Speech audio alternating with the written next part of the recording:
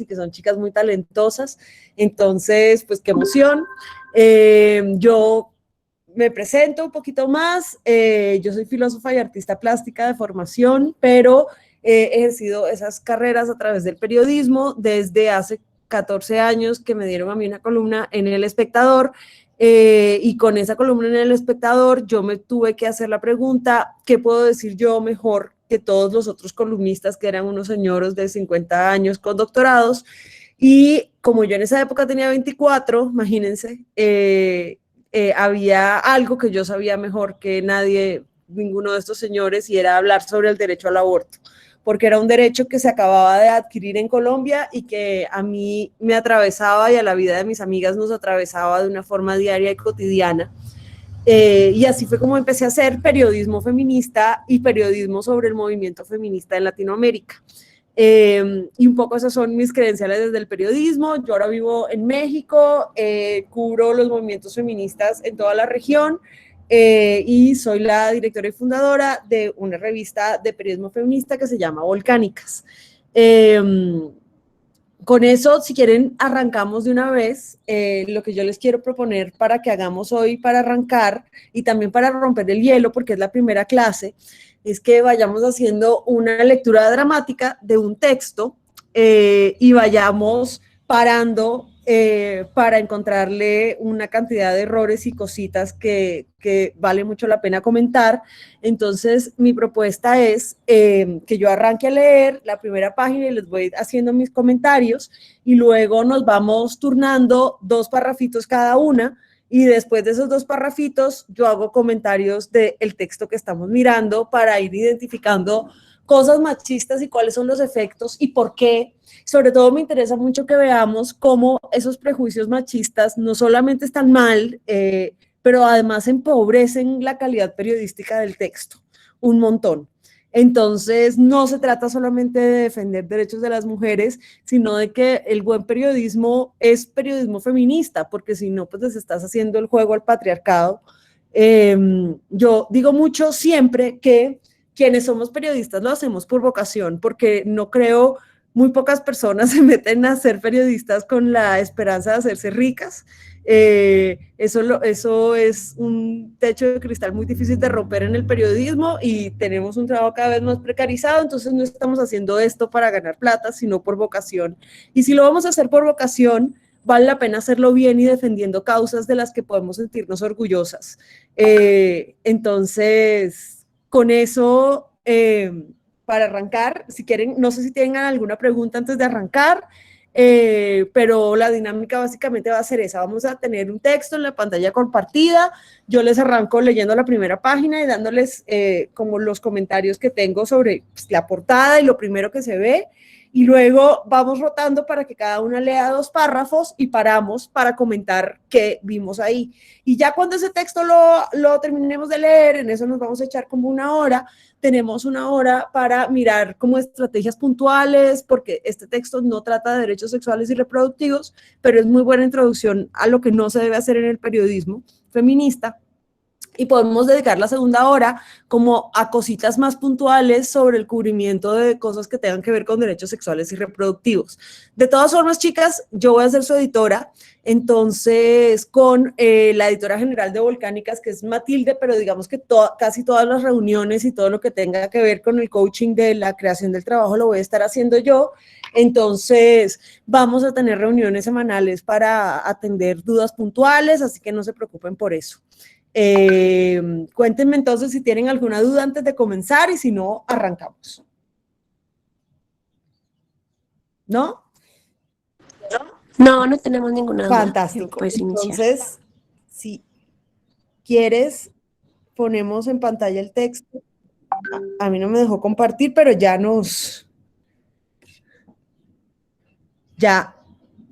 es.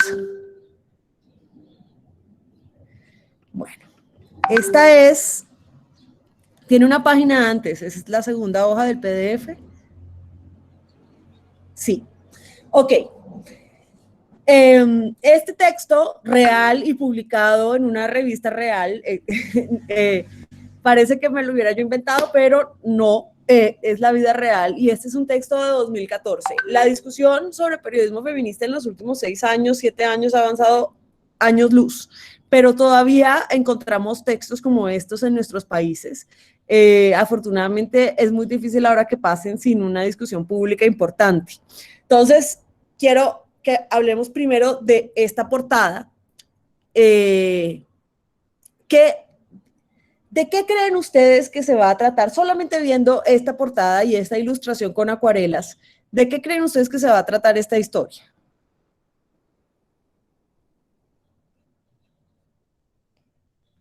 Es una pregunta súper fácil. Por si ninguna se atreve, yo la puedo contestar. De un feminicidio, claro. Carolina. ¿Por qué pensamos que es un feminicidio? Porque ya estamos viendo en la acuarela y en las selecciones de la ilustración, estamos viendo sangre. Y ahí más o menos se alcanza a ver la sombra de una mujer en el fondo de esa acuarela, pero no nos define mucho la cara. Esto es una cosa que van a ver que es muy diciente más adelante en el texto. Y el título es El joven que tocaba el piano, paréntesis, y descuartizó a su novia. Ese título ya es interesante porque lo que nos está diciendo de este joven que tocaba el piano es que es más importante que tocar el piano que descuartizar a su novia. El paréntesis es, o sea, está en menor jerarquía al hecho de que tocaba el piano, que de hecho está en negrillas. O sea, acá hay una cantidad, piensen en todas las decisiones editoriales que hay detrás solamente de esta página. Entonces, si quieres, vamos a la segunda página.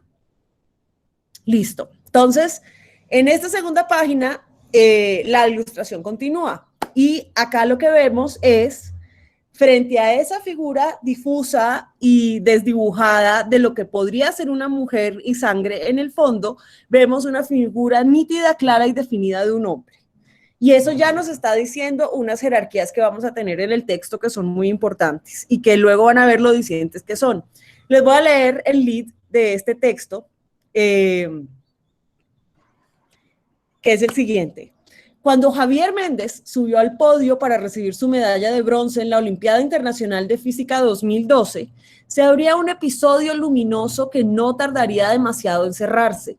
Acabaría por más de un año después en un pequeño departamento del viejo edificio Juárez de Tlatelolco, de cómo un joven de 19 años, deportista, amable, educado, talentoso, esos son 4 adjetivos, se transformó en alguien que no era él y terminó por encajar un cuchillo en un cuerpo sin vida. De eso se trata esta historia. De entrada acá, ¿qué nos está diciendo? Que el protagonista de esta historia es este joven que asumimos que es el joven que tocaba el piano, que bueno, mejor dicho, es de Bachelor. Increíble, deportista, amable, educado, talentoso, mejor dicho, el futuro.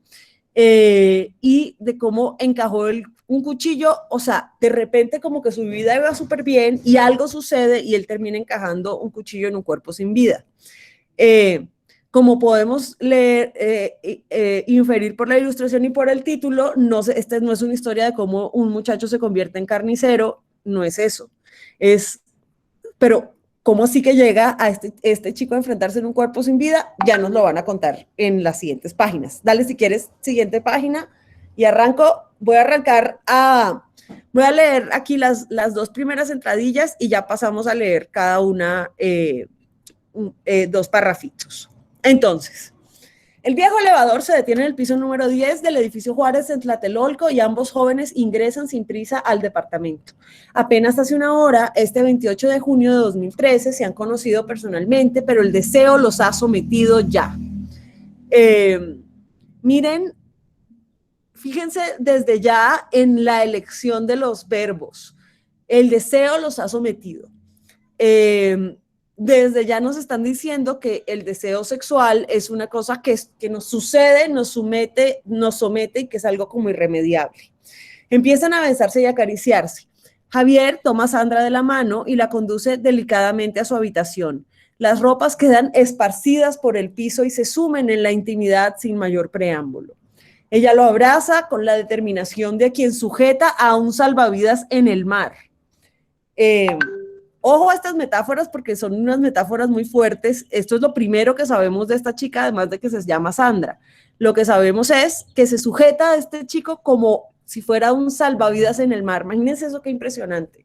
Él, de 19 años, piensa que ese es un momento romántico y lindo. Se siente ilusionado y a gusto. ¿Qué importa que apenas la haya conocido unas 2 semanas antes en las redes sociales? Media hora después de que se desnudaron, el tono rojizo de la tarde empieza a anunciarse. Se visten y se pasan al sillón de la sala donde siguen platicando. Ni cómo podrían saber que la vida de ambos se retorcerá por completo en algunos minutos. A partir de esto, uno puede imaginarse que entró, yo no sé, cayó un rayo en el apartamento que les transformó la vida. O sea, lo que nos están diciendo es que ahora va a pasar algo que es totalmente irremediable y que está por fuera de las capacidades que estas 2 personas tienen de evitarlo. Y ahora hace un corte a una escena diferente en otro lugar, y un poco esto es lo que la propuesta del texto en términos de forma es ir haciendo estos cortes así, que tienen mucho de cinematográfico y que tienen mucho de esa escuela del periodismo narrativo latinoamericano que tanto le gusta a la gente, pero que más adelante yo creo que le podemos hacer unas críticas interesantes. Entonces, Carlos Medina Martínez, un joven aflautado de unos 58 kilos de peso, cayó al piso como un tronco cercenado en el momento en que 2 hombres corpulentos le cayeron encima. Tenía el pantalón negro levantado hasta las pantorrillas cuando uno de ellos metió la rodilla entre su pierna y el muchacho apenas pudo girar el cuello para no tragar el polvo ni la hojarasca. Inmovilizado en el suelo, le doblaron los antebrazos sobre la espalda y le colocaron con urgencia las esposas en las muñecas. Carlos era, entonces, el más indefenso sobre la tierra. Oigan esto, el más indefenso sobre la tierra. Hay unas metáforas que son muy dicientes. De esta chica Sandra se aferraba como un salvavidas en el mar. Ahora este nuevo personaje, Carlos, era el ser más indefenso de la tierra. Ni siquiera pudo pedir auxilio a sus compañeros de cafetería, apenas a unos cuantos pasos en las que trabajaba como mesero. ¿Qué pasa con el muchacho?, preguntó con temor don Samuel, dueño de la farmacia contigua a la cafetería. Carlos había entrado en la farmacia sin darse cuenta de que otros 5 hombres se habían colocado en las inmediaciones con pistola en mano. Obedecía la indicación del gerente José Bocanegra y se disponía a guardar la moto repartidora. Esto suena como casi que como que un ataque de bandas criminales que llegaron a secuestrar a este pobre muchacho indefenso, o eso es lo que nos pinta, y más si uno conoce como el contexto mexicano, que es muy parecido al colombiano, uno esperaría algo así. Camina, le ordenó a Carlos uno de los hombres que lo levantó de un tirón con la mano metida en el cinturón. Lo subieron entonces a un auto blanco y se marcharon casi instantáneamente, dejando un rechiñido de llantas como su huella en una de las principales calles del centro de San Juan del Río, en Querétaro.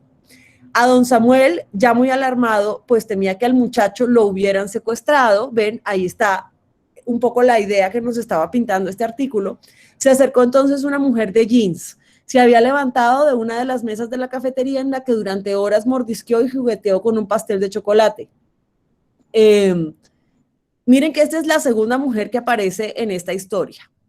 Primero tenemos a una Sandra que se aferra como un salvavidas a este muchacho, y ahora tenemos a esta mujer que mordisquea como sin ganas un pastel de chocolate en la cafetería. Eso también es diciente porque esta es la mujer que nos la segunda mujer que nos presentan, y miren qué interesante que es una mujer que no está comiendo, sino que está ahí como jugando con un pastel de chocolate sin querérselo comer. Esperen un momento que me perdí. Algo le dijo y le mostró unas imágenes que llevaba en un folder. Don Samuel quedó paralizado. En esos momentos, como si un escalofrío invadiera todo su cuerpo, la cajera de la cafetería Finca Veracruz, tercera mujer que nos presentan en el texto, una joven de piel blanca y cabello lacio, tomó el teléfono y a trompicones marcó los números para comunicarse con Emilio Gonzaga, otro mesero del turno de la mañana que había recomendado a su amigo, el mismo que ahora estaba siendo llevado quién sabe a dónde. Tercera descripción que nos hacen de esta tercera mujer que aparece. Es una mujer que marca el teléfono a los trompicones. ¿Cómo es eso? O sea, ¿cómo puede uno marcar un teléfono a los trompicones? ¿Qué tan torpe tiene que ser esta mujer y tan tarada para marcar un teléfono a los trompicones?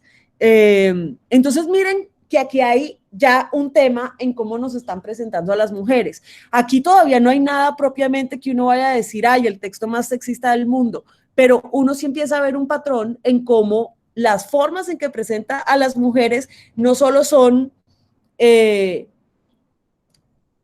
no solo las demerita bastante y las achica y las apoca, sino que también son, no sé, o sea, me parece que son formas atravesadas por muchos clichés.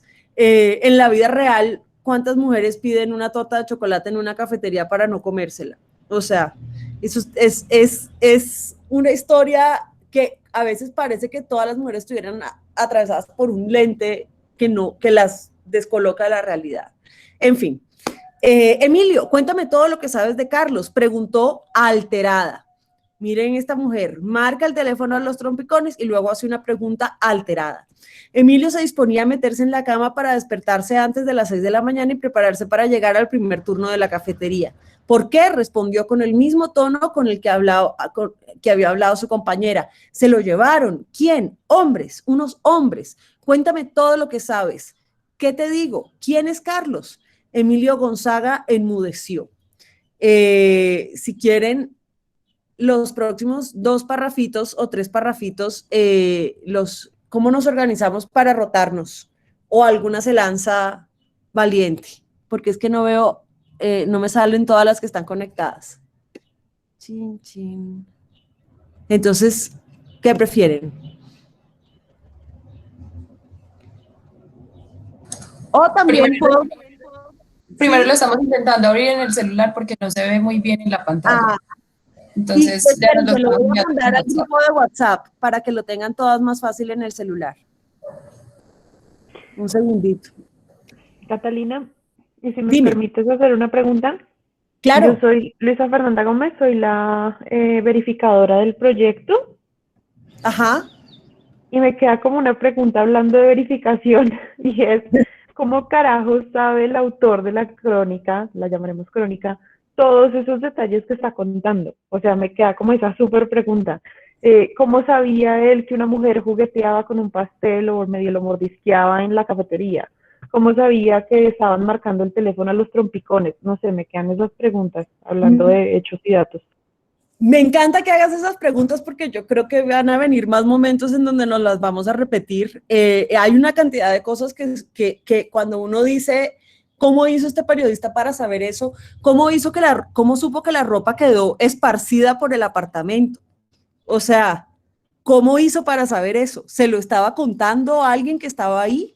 Y esa persona y los testigos que entrevistó, de verdad le dijeron que la mesera marcaba el teléfono a los trompicones o que la señora que mostró los papeles no se quiso comer la torta de chocolate. A mí me encanta esa pregunta porque nos la vamos a seguir haciendo, yo creo que más adelante, porque este texto está lleno de datos que son totalmente inverificables y hay unos más divertidos todavía, como más absurdos. Y es impresionante porque esto pasó por varios editores, fue portada de la revista MX, o sea, esto, ¿me entiendes? Todas las revisiones por las que tuvo que pasar y nadie le dijo, ¿cómo así que, cómo sabes que marcó a los tropicones? Chicas, ¿alguna se va a... No debió pasar por un verificador? No creo. Pues se supone que sí en teoría, pero si esto pasó por un verificador, pasó por alguien que no sabía hacer su trabajo.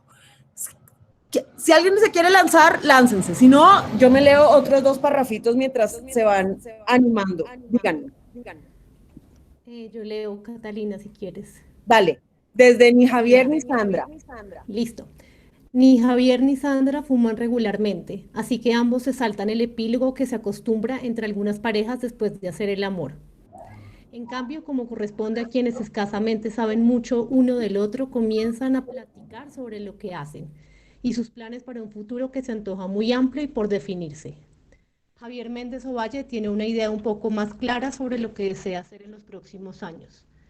Ya ha sido un excelente deportista, un quarterback, innato, espérame un segundo que me perdí, así, nato de las Águilas Blancas y los Búhos del Instituto Politécnico Nacional.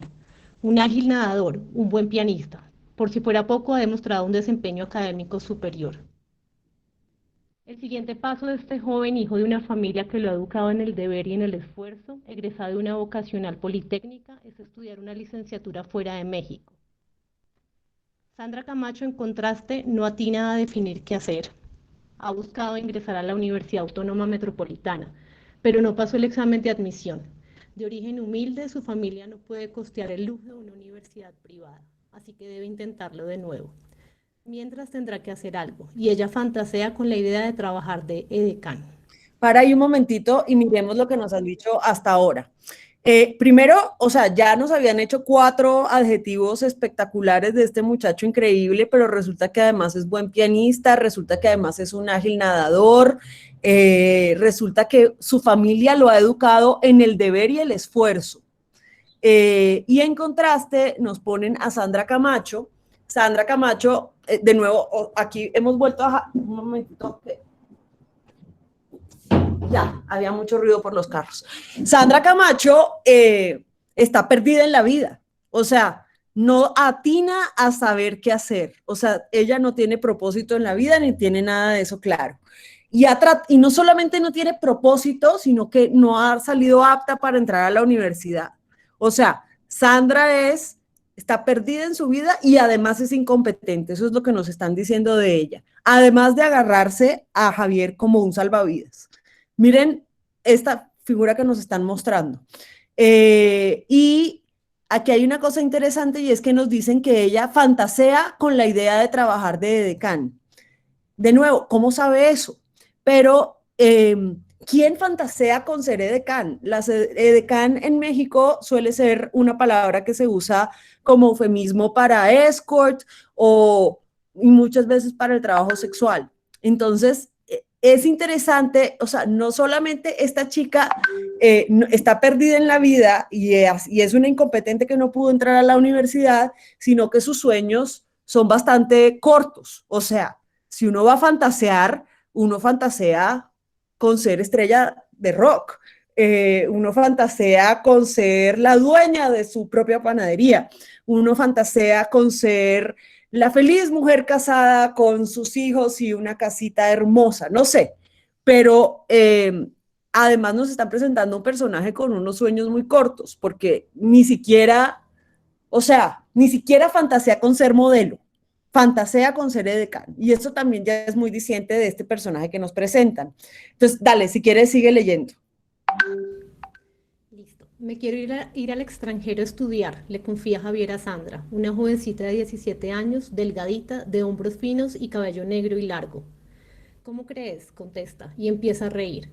Se burla abiertamente de él. En serio, en 3 meses me voy, insiste Javier, serio y con un dejo de desesperación. Sandra lo percibe y sigue provocándolo. ¿Tú? ¿Quién eres para algo así? Javier enumera entonces algunos de sus logros académicos. Le cuenta que ha ganado las Olimpiadas de Química, Física y Matemáticas en México y otros torneos en universidades. Javier se mete apresuradamente al cuarto y descuelga de la pared una medalla de oro de la 22ª Olimpiada Nacional de Física. Saca algunos trofeos. Si tuviera en la mano la Gaceta del IPN del 31 de enero de 2012, en la que aparece en primera plana a la hora de subir al podio a recibir el reconocimiento, también se la mostraría para que no le quepa duda. Le dice que meses más tarde, en septiembre de ese mismo año, viajó a Estonia y que ganó la medalla de bronce para México en la Olimpiada Internacional de Física. Sandra sigue burlándose. Javier, su joven amante, al que ha conocido apenas, sufre notoriamente. Ya me aceptaron en la Jacobs University en Bremen, Alemania. Ahí voy a estudiar la licenciatura en física en septiembre, agrega Javier, y eleva el tono de voz. Sandra no tiene idea de que la Jacobs es una universidad privada altamente selectiva que ofrece becas a los mejores estudiantes del mundo. Ni tampoco que Javier habla alemán, ni que a los 12 años viajó a ese país con un tío que lo llevó al Mundial de Fútbol 2006 y que desde entonces quedó maravillado y deseó fervientemente ir allá. La joven, nacida en Ixtapaluca, Estado de México, no se detiene. sigue, según lo percibe él, en plan mala onda, de plano, ojete. Ja, ja, ja, ja. Las risas forzadas taladran de nuevo la cabeza de Javier. Bueno, acá hay de todo. Bueno, les leo las 3 linecitas que acaban aquí, entonces, cállate, tú te vas a ir, ja, ja, ja, continúa y da un paso más. Se acerca a Javier, lo reta, aléjate, le pide Javier. Entonces, miren que Sandra lo persigue y sigue, primero, se burla abiertamente de él, luego lo percibe y sigue provocándolo. Luego sus risas taladran la cabeza de Javier, que es muy interesante porque miren todos los verbos que estamos utilizando para hablar de Sandra. Sandra, además acá hay unas anotaciones súper clasistas que son terribles, pues porque además los análisis feministas no se tratan solamente de ver eso, sino también de ver otras desigualdades. Mientras él tiene un tío que se lo lleva a Alemania a ver un mundial, ella es una chica del Estado de México que no tiene plata y que obviamente no nos tienen que decir aquí que Iztapaluca es una zona vulnerable, pero por la forma en la que está escrito, eso es lo que nos dan a entender. Y también es interesante, bueno, la compensación fálica de este muchacho está fuera de control. Imagínense echarse un polvo con alguien y que luego de echarse el polvo el mal salga corriendo a mostrarte todas sus medallas. Qué oso, pero la masculinidad es así de frágil. Pero de todas maneras, qué cosa, o sea, acá no está presentado como qué pendejo que salcó una medalla después de cogerse a la chica, sino está presentado como él está defendiendo ante la chica su derecho genuino de ser el gran tipo que se va a ir a estudiar fuera del país. ¿Alguien quiere seguir leyendo el pedazo que sigue? Ahora volvemos a la historia de Carlos que nos están contando en paralelo. Yo quiero. Vale. Pocos días después. Pocos días después de llegar a San Juan del Río, el dinero que llevaba Carlos empezó a escasear y el hambre apareció de tanto en tanto. Una de esas mañanas se sentó en unas jardineras del centro para protegerse del sol debajo de un conjunto de árboles de buen follaje. Su mirada detectó entonces un pequeño anuncio en las vidrieras del restaurante chino Wing Hua. Se solicita mesero. Vengo por lo del anuncio, dijo, pero no había nadie que hablara español. Estaba una mujer asiática que solo arrugó la nariz y le mostró la carta como para que él pusiera el dedo sobre alguna de las sugerencias del menú. Se dirigió entonces hacia el anuncio y lo señaló. Oh, trabajo, sonrió la mujer. Trabajo, sí. La encargada le enseñó un billete de 100 pesos y como pudo darse a entender, le ofreció comida y agua al día. Así empezó a trabajar de mesero. No duró mucho. Los chinos eran racistas y le daban un maltrato, así que buscó y encontró acomodo inmediato en El Tapatío, un restaurante de antojitos mexicanos cuyo dueño, Roberto Buendía, lo aceptó de buena gana. Paremos ahí. No ganaba mucho. Antes de que sigas, solamente para señalar el racismo tan abierto y en tu cara de toda la descripción que nos están haciendo de esta señora china.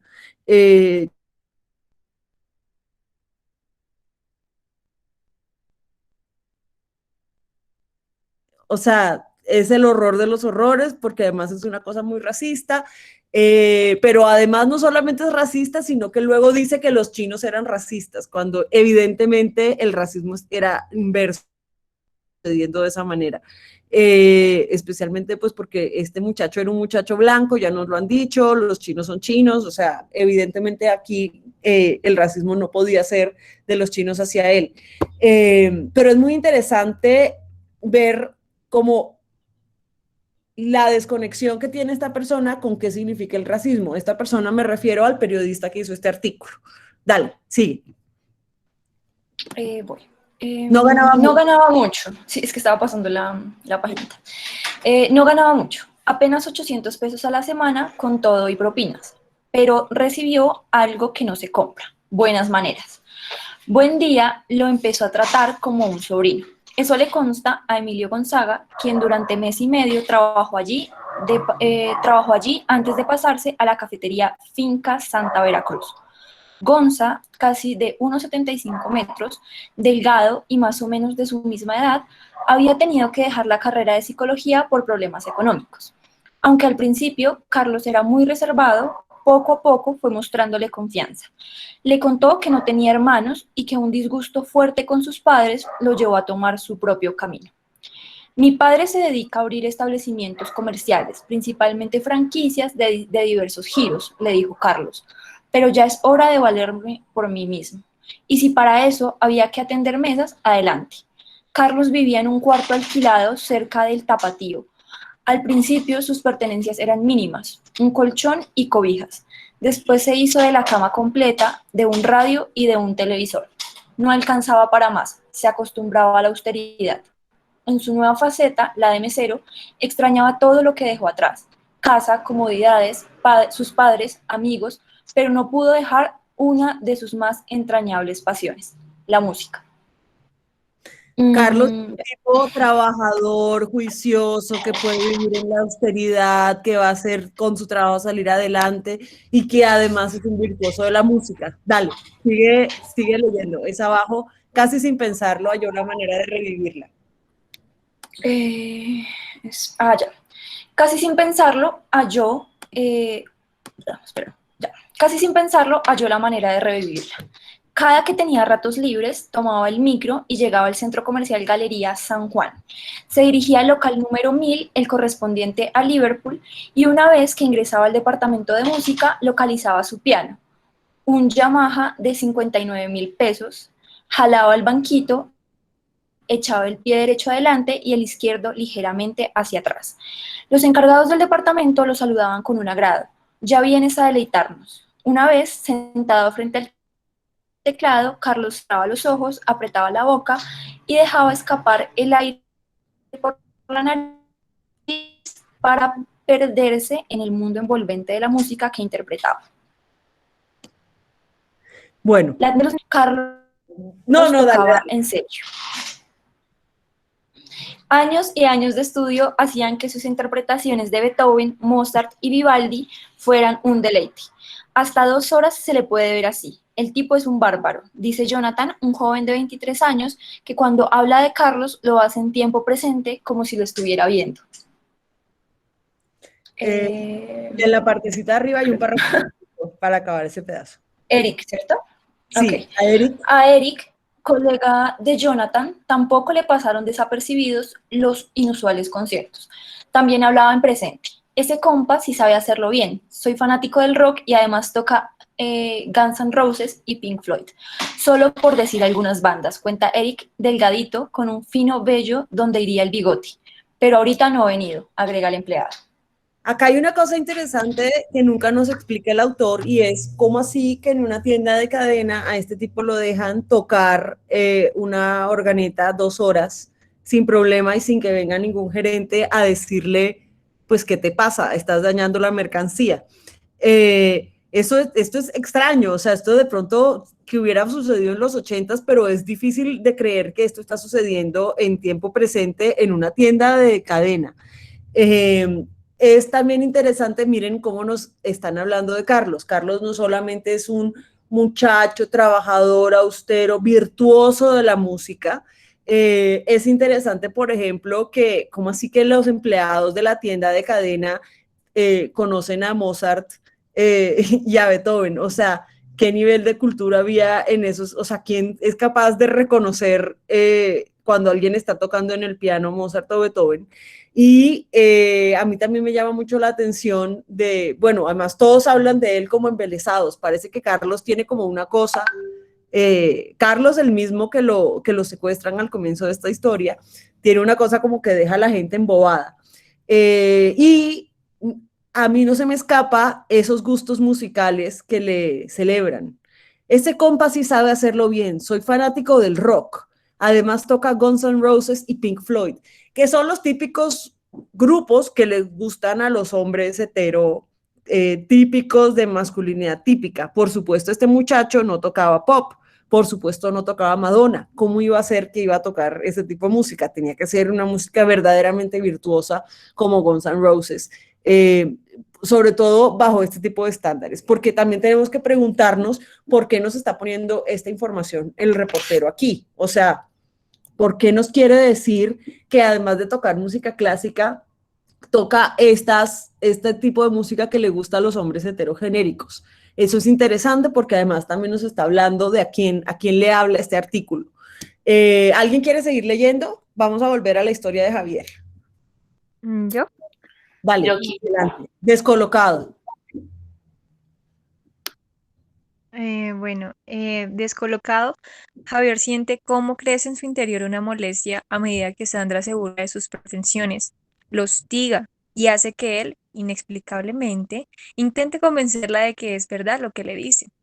Es la primera vez que le ocurre algo así. Con ninguna de sus anteriores novias de colegio, como Noemi, Lisette o Brenda, le había pasado esto. La ansiedad, ahí quedó. Ese, está abajo. Miren qué interesante que Sandra lo hostiga. Miren ese verbo, qué fuerte. Y luego este muchacho está totalmente atónito de que de repente hay una mujer que no le dice eres lo máximo, como le había pasado con todas sus novias del colegio, que debería ser una cosa fácil de manejar para cualquier ser humano, pero parece que para Javier esto es muchísimo más difícil. Ahí abajito dice, la ansiedad crece, le da coraje. Si quieres, ¿ya lo encontraste? Le da coraje que una jovencita se burle de un modo tan cruel. Se dan cuenta que ella lo hostiga para burlarse de un modo cruel, de algo tan especial, de los años de trabajo, de estudio, de los viajes, de los sacrificios que Javier ha hecho, de los desvelos, el poco descanso, las privaciones. Esto de todos los sacrificios que ha hecho Javier, o sea, hay una cosa que a mí me parece interesante, pues porque hasta ahora lo que nos han descrito de Javier es que es un muchacho con un montón de privilegios, que pudo viajar a Alemania de paseo, que estudió en un colegio privado, que se va a estudiar afuera, o sea, sí, seguro te esforzaste, pero aquí frente a Sandra tenemos una desigualdad de privilegios que está súper grande. ¿Alguien quiere seguir leyendo? En Sandra no para, ¿ya lo encontraste? Sí, Dale. vale. Dice, Sandra no para, sigue riendo, como una niña chiquita que no tuviera corazón, se burla y se le acerca. Javier reacciona, se aleja de ella, quiere acabar con esto, pero no sabe cómo. Pobre Sandra Javier. lo jode. Se le acerca otra vez, lo jode, lo molesta mucho. La desesperación se apodera de Javier. Está tan cerca, la quiere alejar, la empuja, ella tropieza y cae. Paremos ahí otro momentito. Miren de nuevo cómo se está describiendo esto. Aparentemente el pobre Javier está siendo hostigado cruelmente con Sandra, que lo jode y lo jode, se acerca y se acerca. Él la quiere alejar, ojo a esta frase es todo, la quiere alejar, la empuja, ella tropieza y cae. O sea, no la tira al piso, sino que ella tropieza y cae. Ahí hay esa frase es tremenda, porque ¿cómo así que la empujaste y ella tropieza y cae? La tiraste al piso. O sea, ¿cómo es posible que de activo pases a pasivo con el mismo sujeto en esta frase? ¿Sí ven lo que estoy diciendo? Dale, si quiere, al levantarse. Al levantarse, Sandra tiene un chichón en la cabeza. Javier lo nota y se asusta. Para Ella se da cuenta. Okay. Paremos ahí un momentito otra vez. O sea, fact-checking de esto, ¿cómo es que este reportero, primero, cómo es que a Sandra le sale un chichón inmediato? Y segundo, ¿cómo es que Javier se da cuenta de forma inmediata que le salió un chichón? Y tercero, si estas dos cosas fuesen verosímiles, ¿cómo es que las supo el periodista? O sea, es imposible saber todas estas cosas. Dale, adelante, perdóname por interrumpirte. Tranquila. Ella se da cuenta y comienza a gritar desaforadamente. Él ni siquiera es capaz de distinguir lo que ella, fuera de control, le reclama. Sandra se abalanza sobre él, lo golpea y lo araña en la cara. El mundo, su pequeño mundo, se retuerce. Pareciera que Sandra de repente se enloqueció, está fuera de control, grita desaforadamente y lo está arañando,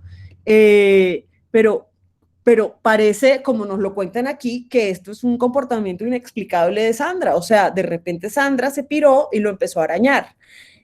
cuando él la acaba de tumbar al piso y la vieja se acaba de pegar en la cabeza. O sea, no nos están diciendo que toda esta reacción de Sandra es una reacción a algo que él acaba de hacer, sino que aparentemente Sandra, que enloqueció y empezó a hostigarlo, ahora además lo está arañando en la cara. Y el pequeño mundo de él se retuerce. Dale, adelante. Dale. Él trata de defenderse como puede. Es lo único que quiere. No le quiere pegar, solo defenderse. Pero la golpea en la cara. Ha sido un accidente, pero ella grita más y más fuerte. Javier le dice que se calle. Sus gritos. Son insoportables. Las uñas de Sandra rasgan levemente la piel del joven. Que se calle, por favor, que se calle. Javier no resiste más, la toma del cuello y caen al piso. Pues qué fuerte, ¿no? Que este pobre Javier no le quiere pegar, pero le pega en la cara. Miren la cantidad de veces que este reportero nos dice que Javier solo se está defendiendo y no quiere hacerle nada. O sea, hay dos cosas que han reiterado muchísimo en este texto. El genio descomunal que es Javier, maravilloso, increíble, el campeón de física, maravilloso. Y dos, que el pobre Javiercito se está defendiendo de esta mujer loca que lo empezó a atacar. No le pega porque quiere, sino que le pega porque no tuvo más remedio, porque él se está defendiendo. Voy a echar para atrás rápido como para que veamos una foto que tenemos atrás, que es la foto y el pie de página es medallista. Javier recibe uno de los varios premios obtenidos en el extranjero.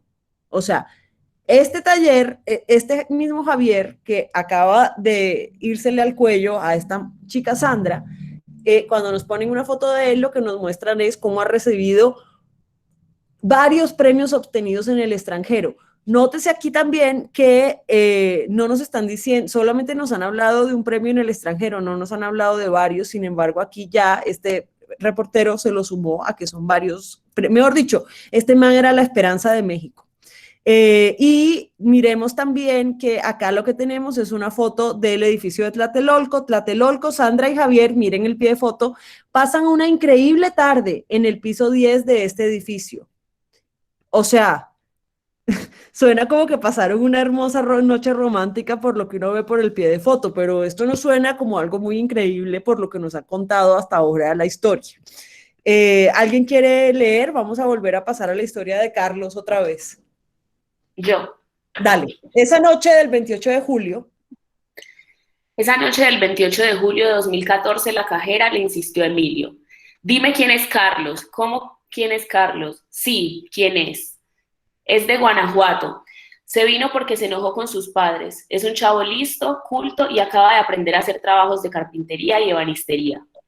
2 meses antes había abogado por él cuando se enteró que el tapatío estaba en quiebra. Emilio había dejado antes el trabajo en el restaurante por otras razones. Como la finca Santa Veracruz está muy cerca, podía encontrarse de tanto en tanto con Carlos.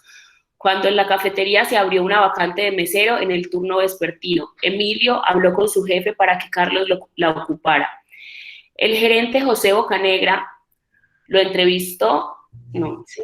Sí, lo entrevistó, se quedó con una buena impresión y lo puso a trabajar sin saber más de él. Es muy afortunado, Carlos, que no solamente es un talentoso pianista, sino que parece que también sabe ebanistería. O sea, wow. No solamente lo dejan tocar el piano infinitamente en la tienda, sino que lo contratan sin hacerle ningún chequeo de ningún tipo ni pedirle ningún requisito.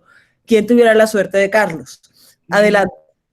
A medida que la relación de amistad entre ambos muchachos se afianzaba, Emilio se sorprendía de la inteligencia de su amigo. Wow. Las conversaciones alcanzaron una profundidad que no es habitual entre jóvenes de esa edad. Carlos, por ejemplo, hacía cuestionamientos muy precisos sobre la carrera que había empezado a estudiar Emilio, psicología.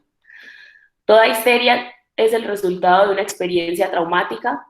Es parte de la teoría de la personalidad, según Freud, respondió.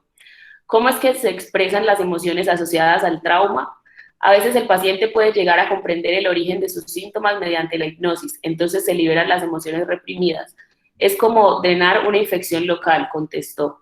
Esto también es muy interesante porque les aseguro que cualquier persona que haya estudiado psicología les va a decir que es esta locura que están hablando estos dos personajes, como que hipnosis y como que hipnosis es como drenar una infección. ¿Qué? O sea, yo creo que cualquier persona que esté estudiando psicología en el 2014 va a decir que son estas barbaridades, que también hablan de cómo aquí hay una cantidad de inventos que no se están chequeando. O sea, de verdad estaba viendo, o sea, de verdad Freud dice que las emociones asociadas con el trauma se expresan en la histeria y se curan con la hipnosis. O sea, no, yo no soy psicóloga, no sé esto a profundidad, pero me suena que eso no es así, porque sería muy controversial si de verdad enseñaran esto en las carreras universitarias. Dale, adelante. Con el tiempo, Carla, la novia de Emilio, También se hizo amiga de Carlos. Salían a veces. Una de esas ocasiones, Carlos le presentó a su novia Jess. Venía de Guanajuato a pasar el fin de semana con él. Hubo buena química, así que de ahí en adelante las dos parejas convivieron en varias oportunidades. Carlos se integraba cada vez más a su vida en San Juan del Río, con don Roberto Buendía, el dueño del Tapatío. Se creó una relación de afecto e incluso este le empezó a enseñar los fundamentos de la carpintería y ebanistería. Digamos que la vida, apacible y con ciertas limitaciones económicas, corría bien para Carlos. Había cumplido casi un año de haber llegado de San Juan y por fin le quedaba tiempo para leer también. De hecho, en abril de 2014 había devorado 100 años de soledad, más o menos en las mismas fechas en que el autor Gabriel García Márquez había muerto. Eso es, hecho más, hecho menos, lo que Emilio sabía de su amigo Carlos. Picado por la insistencia de la cajera de la cafetería, tomó el teléfono y llamó a su cuñado, un policía judicial de Querétaro, para que le ayudara a investigar si lo habían secuestrado o por qué se lo habían llevado. bueno, no, ahora sigue como si no fueran suyas. Entonces, bueno, miren las fotos que nos van a poner aquí abajo. Los triunfos, dice el pie de página. Javier destacó en las ciencias duras. En las ciencias duras, que son las ciencias de los hombres, por supuesto. A la derecha, como parte del equipo mexicano que viajó a Estonia. Entonces, voy a leerles este pedacito, ahora yo, y luego les vuelvo a tirar la pelota. Como si no fueran suyas, las manos de Javier se aferran al cuello de Sandra. Miren qué interesante, esta es la segunda vez que nos dicen que esto sucede como si no fuera de él. Ya nos habían dicho en el lead que él se convirtió en alguien que no era él y ahora tiene las manos como si no fueran suyas. Aprietan más y más. Javier no lo ve en ese instante, pero se comporta como si otra persona tomara posesión de él. Tercera vez en que nos reafirma que él no es él. Aprieta las manos, no afloja. Aprieta más tiempo. Pasan los segundos, una eternidad contenida en una fracción de tiempo. Oprime el cuello hasta que percibe que ella ya no hace fuerza. Javier se asusta, imagínense, pobrecito Javier, se asusta porque arcó a una chica. Se asusta y se levanta y se regresa a su cuarto. Está congelado, pobrecito. No sabe qué con ella. Piensa que quizás solo se ha desmayado. Regresa a verla. La oscuridad se ha apoderado del lugar y prende las luces. Se da cuenta de que no se mueve. La intenta despertar, busca que vuelva en sí, pero entonces ya no hay manera de que evada la realidad. Está muerta. Se apanica más. Su cabeza gira y gira. No sabe con qué, no sabe qué está haciendo ni qué está pensando. No sabe ni cómo. Lo invade la idea de que tiene que sacarla. Pero ¿cómo hacerlo sin que lo vean? Piensa y piensa y se aferra a la idea de sacarla a como de lugar. Intenta cargarla como a las novias cuando se casan, pero no puede levantarla ni siquiera del suelo.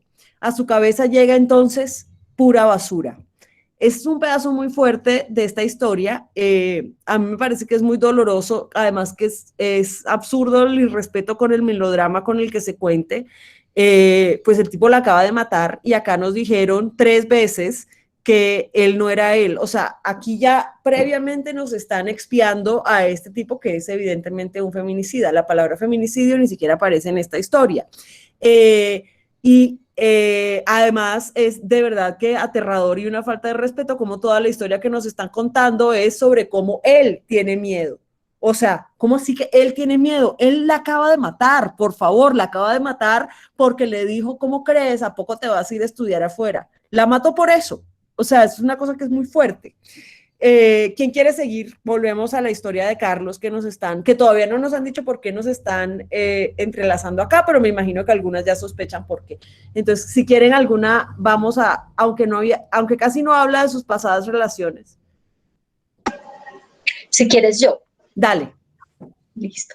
Aunque casi no habla de sus pasadas relaciones afectivas, Carlos ha mostrado una faceta inusual en un tipo tan reservado como él. Conecta fácilmente con jóvenes de su edad y aún mayores que él. Se mensajea constantemente y en los textos emplea frases como cierto tono empalagoso, mi princesa, mi nena preciosa o bebé. Tiene poco tiempo en San Juan del Río, pero pronto entabla una relación con una mujer 10 años mayor que él, Elvia, una muchacha de 30 años que conoció cuando ella acudió a la cafetera finca Santa Veracruz. Se hacen entonces frecuentes los encuentros con ella. Varios de los cuales... Varios de los cuales, unos 6 o 7, continúan en su habitación y terminan en la madrugada. La relación no es... Claro, un momentito. Primero, hasta hace un segundo, resulta que Carlos tenía una novia que se llamaba Jess, ¿no? Pero resulta que ahora tiene una relación con una mujer mayor a quien se coge hasta la madrugada, o sea, que no pase desapercibido que aquí este reportero nos quiere contar que este muchacho pues es un tigre en la cama que se la coge hasta la madrugada. O sea, piensen en por qué está poniéndonos esta información y cómo nos aporta esto a la historia. Pues todavía no sabemos porque no sabemos por qué está Carlos aquí, no nos lo ha dicho, pero es interesante que no solamente el tipo toca piano, sabe banistería, los jefes lo tratan como si fuera un hijo, ya lleva 2 novias, se las coge hasta la madrugada. Bueno, dale, sigue leyendo. La relación no es tan duradera. Pero eso no importa tanto porque pronto conoce a una joven con la que le agrada estar. Bebé, mañana que vengas, márcame hasta que te conteste. Estaré dormido, pero quiero verte, mi nena preciosa, le escribe Carlos en su celular. Ok, responde Nancy antes de que tengan su primer encuentro, luego del cual acuerdan en encontrarse al día siguiente. Te espero en la entrada de mi casa, quiero pasarla bien contigo como hoy. Estoy abierto a ver qué pasa con nosotros, el tiempo lo dirá todo. ¿Tú qué dices, bebé? Coquetea a Carlos y trata de dejar abierta una puerta, pero con ella tampoco se produce nada serio, como tampoco ocurre con Fanny ni con Sandra, quien también acostumbra a visitarlo en la cafetería y con quien disfruta ir al cine. Nada, intentos fallidos, pero ninguna se queja de él. Ah, miren esto. Resulta que este Carlos, que es este virtuoso increíble, ya ha salido con ¿cuántas? Como con 5 en el poco tiempo que lleva en Querétaro, porque también nos han repetido que lleva muy poquito tiempo en Querétaro. El tipo no tiene un peso, vive en una pieza austeramente, sin embargo ya ha salido como con 4 y que no falte, que aquí nos reafirma el periodista al final, que ninguna se queja de él. Eso es súper importante, porque... O sea, ¿por qué es importante y por qué nos tiene que decir este periodista que todas las chicas no solamente se las coge hasta la madrugada, sino que ninguna se queja? Además de hablar de algunas cositas aquí, culeras y machistas, como que, o sea, no mames, Carlos, pon el despertador en tu celular, de verdad tienes que poner a la chica a llamarte hasta despertarte. O sea, no puedes despertarte tú solito como un adulto que eres. Si quieren... cambiamos a alguien más. ¿Quién quiere seguir leyendo? Javier tiembla, su cuerpo se sacude. Yo puedo leer. Dale. Javier tiembla, su cuerpo se sacude. Se encuentra asustado por lo que le ha pasado. La desesperación lo inunda. No puede cargar el cuerpo sin vida de Sandra. Ese estilizado cuerpo pesa como una losa. Así que piensa y piensa qué hacer. Se dice a sí mismo que si no puede cargarla, debe separarla. Separarla. Ajá. Y se pregunta entonces dónde está su inteligencia, esa que lo hace sentir tan orgulloso. Corre a la cocina, toma un cuchillo de unos 20 centímetros, lo encaja hasta el fondo de la axila y empieza a cortar. Eso se convierte en un sacrificio. Cercena luego una pierna y después la otra. La sangre lo invade todo. El piso se llena de sangre. Se forma un charco enorme. Le da asco y quiere vomitar. No sabe lo que está haciendo. Pierde la proporción de las cosas. El cuerpo de Sandra se ha quedado ya sin extremidades. Anda de nuevo a la cocina, toma unas bolsas negras de plástico para la basura, guarda un brazo en una, otra parte en otra. Sale sigilosamente del departamento 10 con una de las bolsas. No hay gente en la calle. La madrugada lo oculta. Va y deja una de las bolsas en un bote de basura. Regresa y saca una bolsa más. La tira un poco más lejos, en los alrededores de una jardinera de la unidad Tlatelolco. Completa la operación en lugares cercanos a su edificio. La ropa se ha salpicado toda. Sus 2 playeras, la manga larga y la de manga corta, muestran las salpicaduras color rojo oscuro. Él está todo sucio. La de manga larga no tiene remedio. Y opta por echarla a la basura. Intenta lavar la otra. Se siente sucio, mal. Imagínate esta situación tan terrible en donde el pobre Javier pierde su camisa manga larga. O sea, es básicamente lo que nos acaban de decir acá. Es además muy diciente que hable de cómo la separa. ¿Cómo que la separa? La descuartiza. O sea, a mí me enfurece mucho estos pedazos, sobre todo porque miren cómo una vez más esto está enfocado en cómo al feminicida le da miedo y se siente muy mal, pero no por haberla matado, se siente mal porque le da asco la sangre de la persona que acaba de matar. No mames, Javier. Y es una cosa muy fuerte, además habla de una cantidad de premeditación aquí súper horrible, o sea, decidió descuartizarla y dividirla en distintas bolsas de basura y de irla a llevar a distintos basureros, y esto, el periodista, que esto es un dato importantísimo en esta historia, porque no se habla aquí de que el tipo sabe que lo que está haciendo está mal, de que no está disvariando de la realidad, de que tiene muy claro qué es lo que está pasando, pero esto se pasa por encima, cuando eso sí sería un dato interesante para hablar de este crimen. Por cierto, la palabra crimen no ha aparecido en ningún momento en esta historia. ¿Quién quiere seguir leyendo? Otra. Yo lo haré. Bueno, la mañana del 29 de junio, la pareja formada por Virginia Ovalle y Javier Méndez se levanta temprano y decide viajar de Tecama, Estado de México, al DF. Sirve que aprovecharán para almorzar con su hijo Javier, que se ha quedado a dormir en el apartamento que la familia tiene en el edificio Juárez de Tlatelolco. Al llegar, tocan el timbre, pero Javier les pide que lo disculpen, pues está cansado y debe completar los trámites pendientes para obtener la beca que le permitirá ir en unos meses a estudiar a Alemania. Les propone que pasen a la mañana siguiente por él. Así lo hacen. Javier gana unos días de calma. Los pasa en su casa en Tecamac. Nada altera en apariencia la rutina. El calendario se detiene cuando luego de varios días su madre decide ir al departamento de Tlatelolco. Virginia Ovalle desciende del elevador cuando se topa con un equipo de hombres con batas blancas, algunos con cubrebocas, que ocupan el departamento. Van y vienen de un lado a otro, toman fotos, enfocan los rincones los muebles. Otros peritos esparcen polvos amarillos en la superficie. No sabe qué ocurre. La fiscal Claudia Cañizo, una mujer con 15 años de trayectoria a cargo de la investigación, ha logrado que un juez le conceda un orden de cateo para entrar al departamento después de que la policía cibernética quebró la contraseña de Facebook de Sandra y descubrió que su última conversación fue con Javier. ¿Qué está pasando?, pregunta doña Virginia. La fiscal Cañizo responde la pregunta y le cuenta por qué del allanamiento, la entera del homicidio y de lo que Javier hizo con el cuerpo de Sandra. Unas horas después suena el teléfono de la casa de Tecamac. Bueno, contesta Javier, es su padre, no transmite el tono bonachón de siempre. ¿Qué hiciste que la policía tiene detenida a tu madre y es por culpa tuya? En realidad, la madre de Javier no está detenida. La fiscal Cañizo solo le está tomando su declaración. Javier balbucea, dice generalidades y acaba la llamada. Toma de la mano a su hermanito Tadeo y sale a toda prisa hacia la casa de una vecina. Le puedo encargar a mi hermanito, más tarde vendrán mis padres por él, pide Javier. Claro, mijo, no lo duda, huye sin más. Bueno, Javier, no contento con ser lo descarado que es, se fue a pasar unos días de descanso en la casa de sus papás después de matar a esta chica.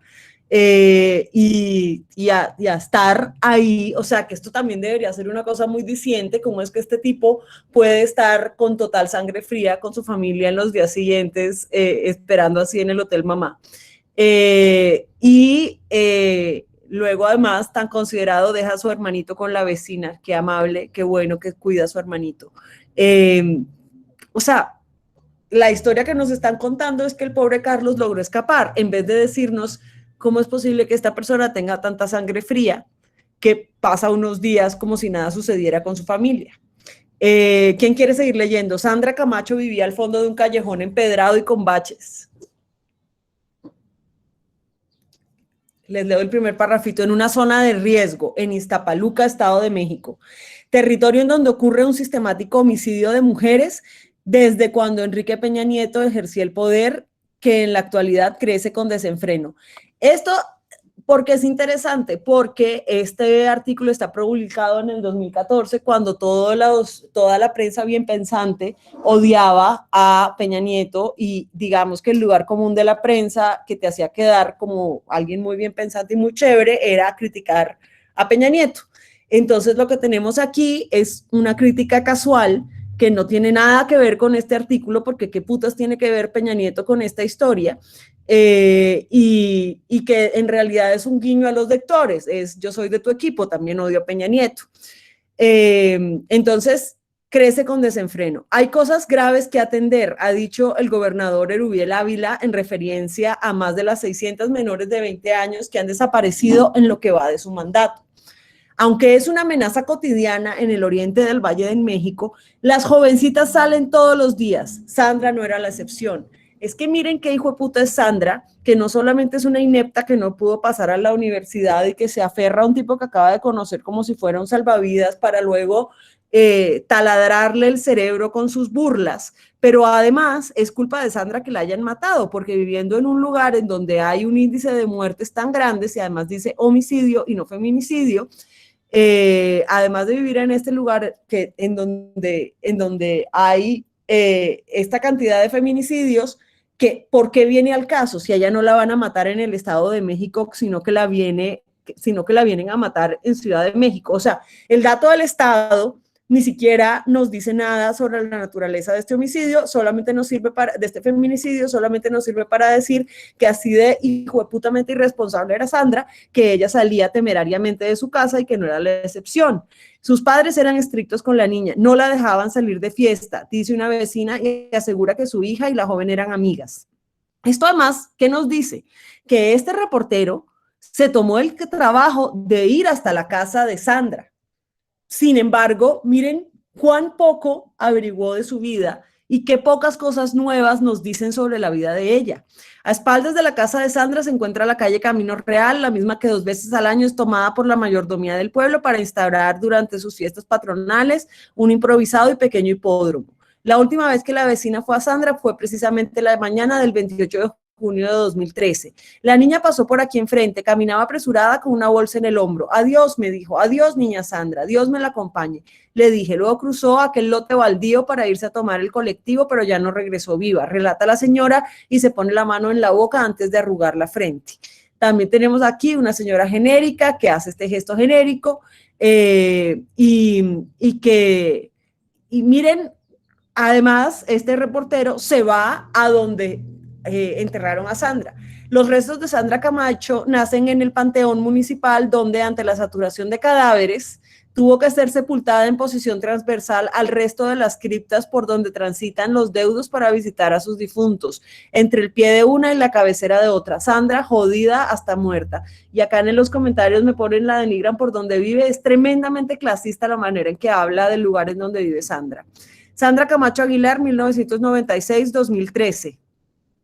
Es una niña que no, o sea, está, por favor, el que te hayas ido no significa que nosotros te olvidemos, porque parte de ti se queda con nosotros. Siempre te recordaremos con el mismo amor. Recuerdo de tus padres, hermanos, familiares y amigos. Eso se lee en un retablo de su cruz blanca, debajo de la cual han colocado un arreglo floral con girasoles y globos plateados en forma de estrella. Un reilete azul se mueve con el viento, porque este es un texto muy poético y tiene imágenes así. Entonces, miren cómo aquí el tipo va y no hay fotos de Sandra, solo hay fotos del feminicida, totalmente de acuerdo con lo que están comentando acá. Y qué fuerte que a pesar de que este tipo se fue a hablar hasta la casa de Sandra con la vecina, ¿cómo es que no habló con los papás? ¿Cómo es que se fue hasta el panteón y nunca, no hay aquí una sola frase de los papás de Sandra que nos puedan decir algo sobre lo que ella quería o lo que ella era o lo que le interesaba en la vida? Lo máximo que sabemos de ella es que fantaseaba con ser en edecán, que suena como una cosa muy dudosa, pues porque ¿quién fantasea con eso? Eso es como fantasear con ser cajera de un banco. Entonces, no porque ser cajera de un banco sea malo, sino porque cajera de banco no, es como fantasear con trabajar en un call center. O sea, está bien trabajar en un call center, hay que hacerlo, muchas personas tienen que hacerlo, pero de verdad es una fantasía de alguien, pues la verdad es que no creo, es un trabajo que se hace por necesidad. Si alguien quiere seguir, acá está 1 año y 1 mes después del homicidio de Sandra. Ahora nos van a presentar a otro personaje mujer, que es la fiscal Sandra Cañizo. La fiscal Cañizo, de quien vamos a hablar ahorita. Entonces, ¿quién quiere seguir? 1 año y 1 mes después.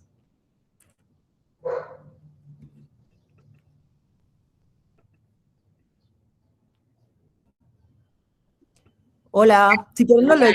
Ahí está. Vale. 1 año y 1 mes después del homicidio de Sandra, la fiscal Cañizo se levanta temprano y se despide con prisa de su esposo, un reconocido chef. Sale corriendo porque la noche previa ha recibido una llamada a su celular. Apenas se aprecian los primeros rayos de sol cuando cruza la puerta de su oficina en la fiscalía desconcentrada en la delegación Cuauhtémoc en DF. Y hace lo de siempre, revisa que las veladoras que acompañan permanentemente un altarcito dedicado a la Virgen de Guadalupe estén encendidas. Sobre su escritorio, a la mano, una Biblia entreabierta. Se acomoda el saco y se dirige al cuarto de interrogatorios. Javier la espera sentado. Ahora usa el cabello más corto, pero eso es lo menos importante. En 1 año se desvaneció la pose de orgulloso campeón con medallas colgándole del pecho. Es otro, es el mismo Javier, pero es otro. Tiene los muslos juntos e inserta sus manos entre las piernas. Sus ojos, inflamados y rojos, reflejan los estragos de las últimas horas. Abatido, su mirada carece de brillo alguno. Las líneas de su rostro están descompuestas, no guardan nada del rostro de aquel joven que despertaba profunda admiración y sabía que el futuro le deparaba solo cosas buenas. La fiscal Claudia Cañizo mantuvo durante 13 meses sin soltarlos un momento los hilos de la investigación. Hizo todo lo que debía hacer, lo que los años de experiencia acumulada le han enseñado para resolver un caso que en la jerga policíaca es considerado de alto impacto, por lo inusual y el perfil de la víctima. Una niña de 17 años cuyo cuerpo aparece descuartizado en botes de basura y jardineras. Prioritario sobre otros asuntos a su cargo. El de Sandra debía ser resuelto obligadamente y no engrosar los expedientes sin culpables.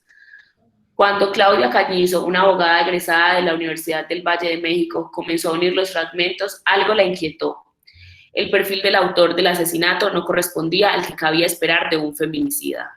Hay varias cosas que me gustaría señalar. Primero, miren cómo nos describen a esta señora, la fiscal Cañizo, ¿por qué nos están hablando del esposo de ella? O sea, ¿por qué? Si esto fuera un fiscal, probablemente no nos iban a meter así a la fuerza el personaje de su esposa, cosas que son raras para fact-checking.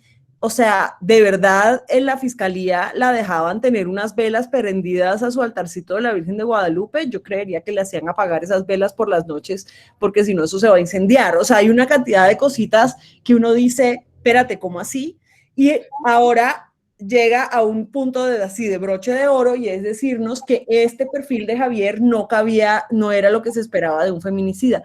¿Qué es lo que se espera? Que la víctima es inusual, y pues antes ya había dicho la cantidad de veces que está sucediendo ese tipo de víctima. Exacto, y además, acá nos acaba de decir que Sandra tiene 17 años, detalle que no nos había mencionado, que uno podía más o menos inferir por la fecha de la lápida, pero que no nos había dicho que Sandra era menor de edad, que es un dato importantísimo para esta historia que estamos para esta historia que estamos contando.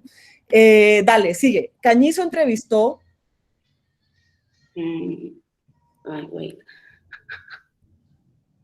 Cañizo entrevistó a los amigos del campeón de física. Ojo, no entrevistó a los amigos del feminicida. Entrevistó a los amigos del campeón de física. sus compañeros de escuela, miembros del equipo de fútbol americano, no encontró, para su sorpresa, los rasgos propios de los criminales más crueles y sádicos. Y sin embargo, Javier sembró a su alrededor fragmentos del cuerpo de Sandra. ¿Ya lo encontraste? Sí. Listo. Lo que he escuchado de Javier. Lo que he escuchado de Javier es casi homogéneo. Es un joven esforzado, estudioso, amable y educado, respetuoso, con una conducta individual que evita excesos de cualquier tipo. ¿Ah? Eso es lo matamente. Exacto. Que los policías que lo detuvieron encontraron ni un tuteo, ninguna mirada retadora, altanera, muchos menos insultos ni desprecio a la autoridad, como suele ocurrir con los asesinos. Esto es una cosa súper estigmatizante, porque ¿cómo así que despreciar la autoridad de la policía es el rasgo de un asesino? Espérate un momento, o sea, ¿de verdad estás diciendo esto? Que si tuteas y miras de forma retadora y altanera a la autoridad, entonces esos son rasgos de que eres un asesino. Es una estigmatización muy fuerte, pero dale, sigue. Ya sea ahora sentado, temeroso, parece un condenado a muerte, y la fiscal, a sus 38 años, experimenta una extraña empatía hacia el joven que tiene enfrente. No es que dude de que haya acabado con Sandra, solo que no entiende por qué y cómo un muchacho como él, con sus talentos y características, hizo lo que hizo. Cañizo se halla desconcertada. La vida del muchacho casi se jodió, sin duda. No hay manera alguna de que evite una larga condena de hasta 60 años en prisión.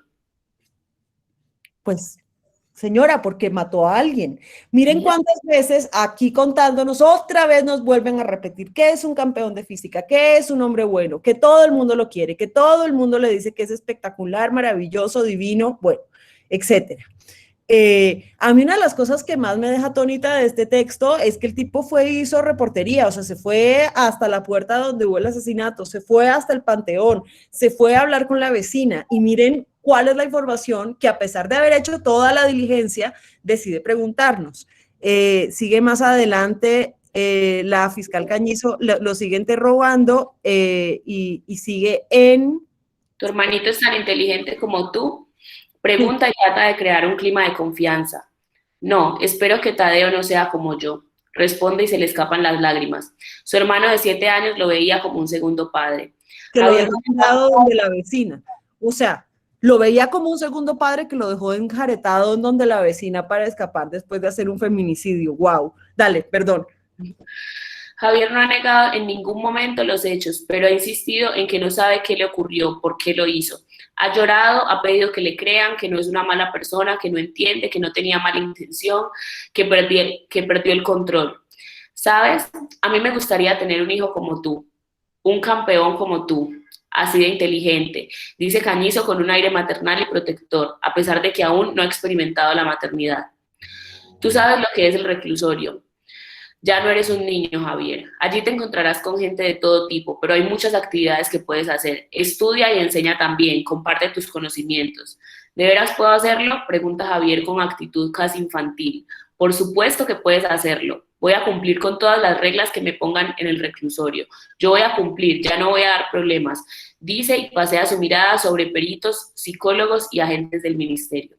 Javier parece en este momento el joven más frágil y solitario del mundo. Claudia Cañizo y la gente que la acompaña se ven a los ojos y voltean hacia el techo del cuarto de interrogatorios para evitar que se les escapen algunas lágrimas. La fiscal está llorando porque pobrecito, porque la fiscal quiere ser su mamá, y además nos tienen que decir que la fiscal no es mamá y por eso cree que los feminicidas deberían ser como sus hijos. O sea, a mí este pedazo me explota el cerebro, porque es que además aquí ya estamos hablando de una mujer profesional que por qué putas nos tienen que contar si quiere o no quiere ser mamá, y cómo así que lo mira con aire maternal y le dice, tú puedes, bebé, en la cárcel vas a salir adelante, enseña y comparte tus conocimientos sobre cómo matar mujeres, wow. Y cómo así que la fiscal y que la gente del interrogatorio voltean al techo del cuarto para que no se les escapen algunas lágrimas. O sea, primero, esto en términos de verificación es imposible de verificar, y segundo, ¿qué es esta escena salida de La Rosa de Guadalupe y cómo así que los policías van a llorar por el pobre feminicida? ¿Alguien quiere seguir leyendo? Son las 9 de la noche, 29 de julio. Son las 9 de la noche del 29 de julio de 2014 y el perito psicólogo se encuentra con Javier en la fiscalía. Una vez que ha firmado el formato mediante el cual acepta que se le practique una evaluación de personalidad, el joven sorprende a su entrevistador. Estoy dispuesto a colaborar, a cooperar. Tengo incertidumbre de lo que viene en el futuro.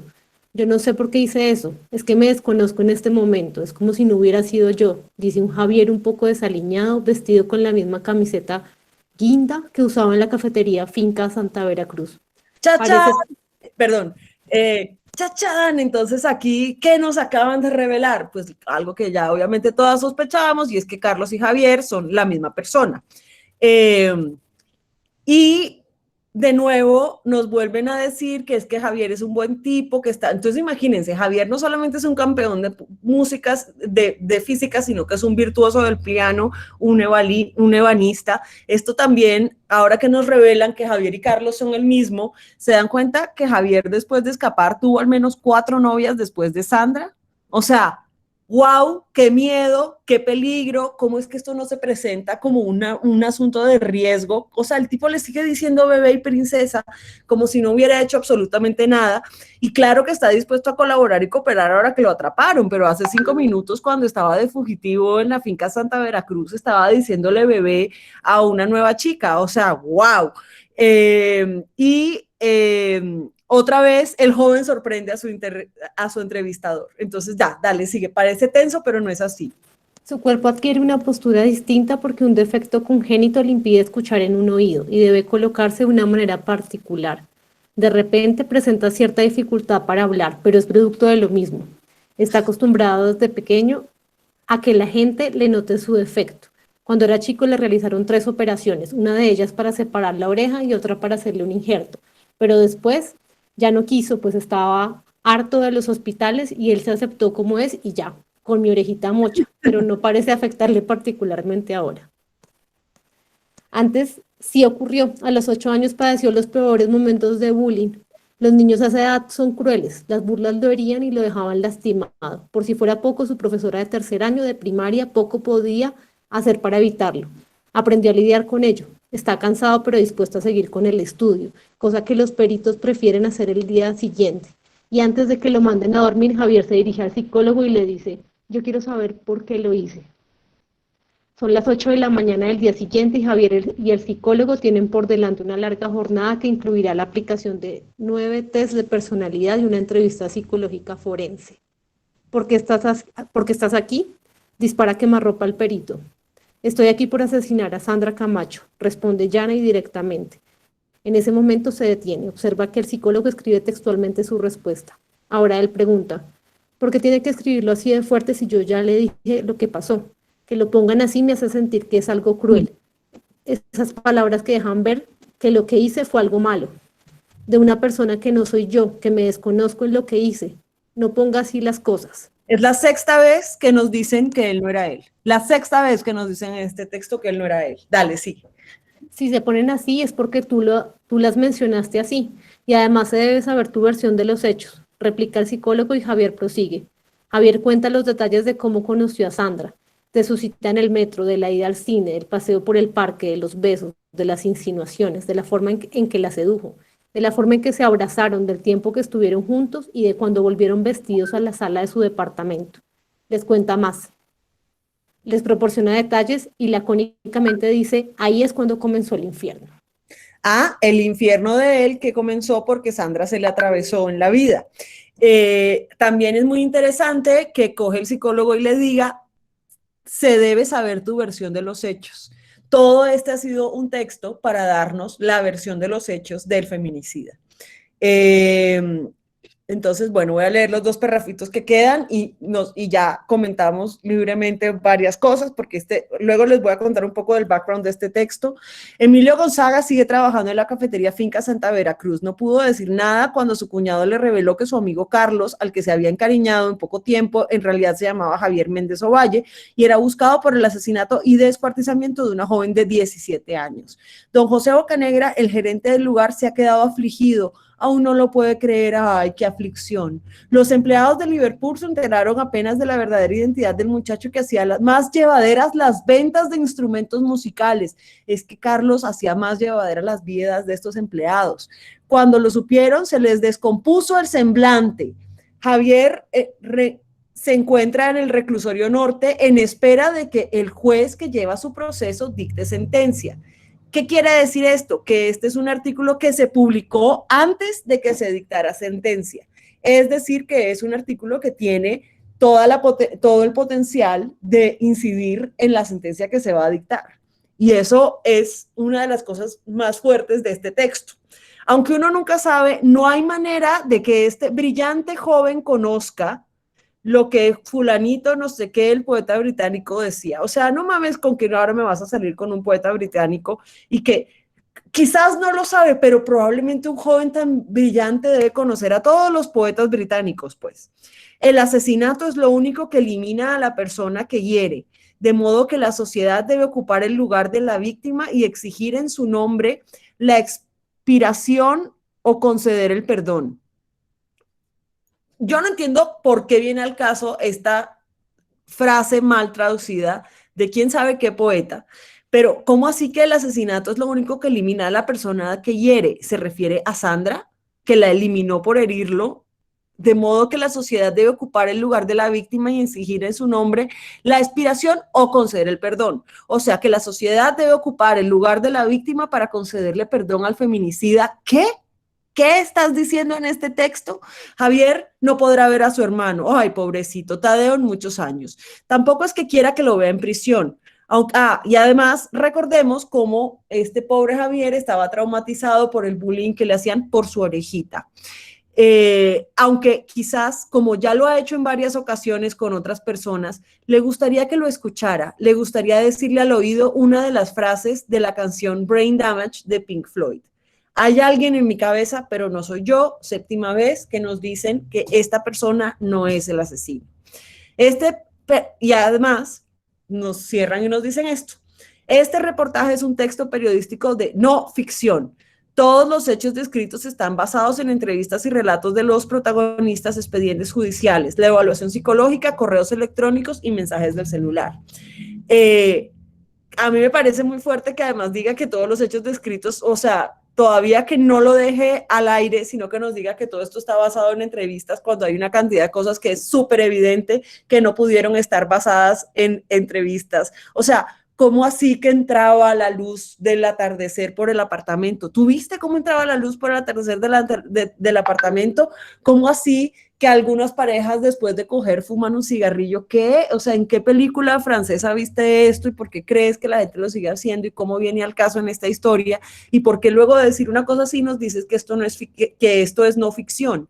Y evidentemente acá hay un problema de fondo de fuentes, pero si quieren vamos discutiéndolo poquito a poquito, comentarios, dudas, cosas que las hayan hecho enfurecer. Es un texto súper enfurecedor, además les cuento que esto es real, publicado en vida real, en una revista que es MX, que era en ese momento como una cosa como Semana o como El Malpensante en México.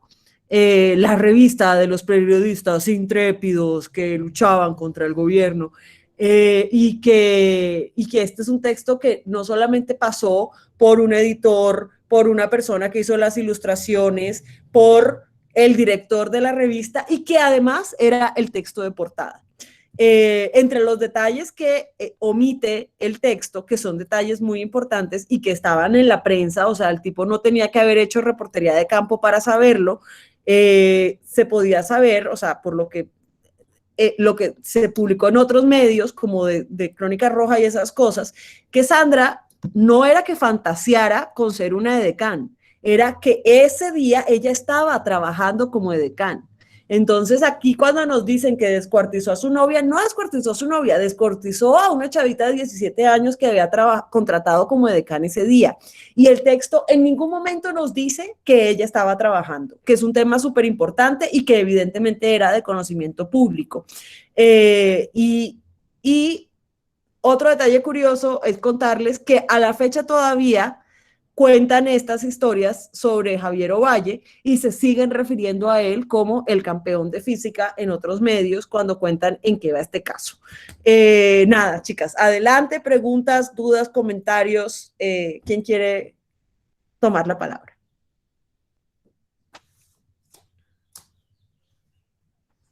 A mí me gustaría, creo que preguntar algo, si se Claro, puede, y adelante. comentar algo.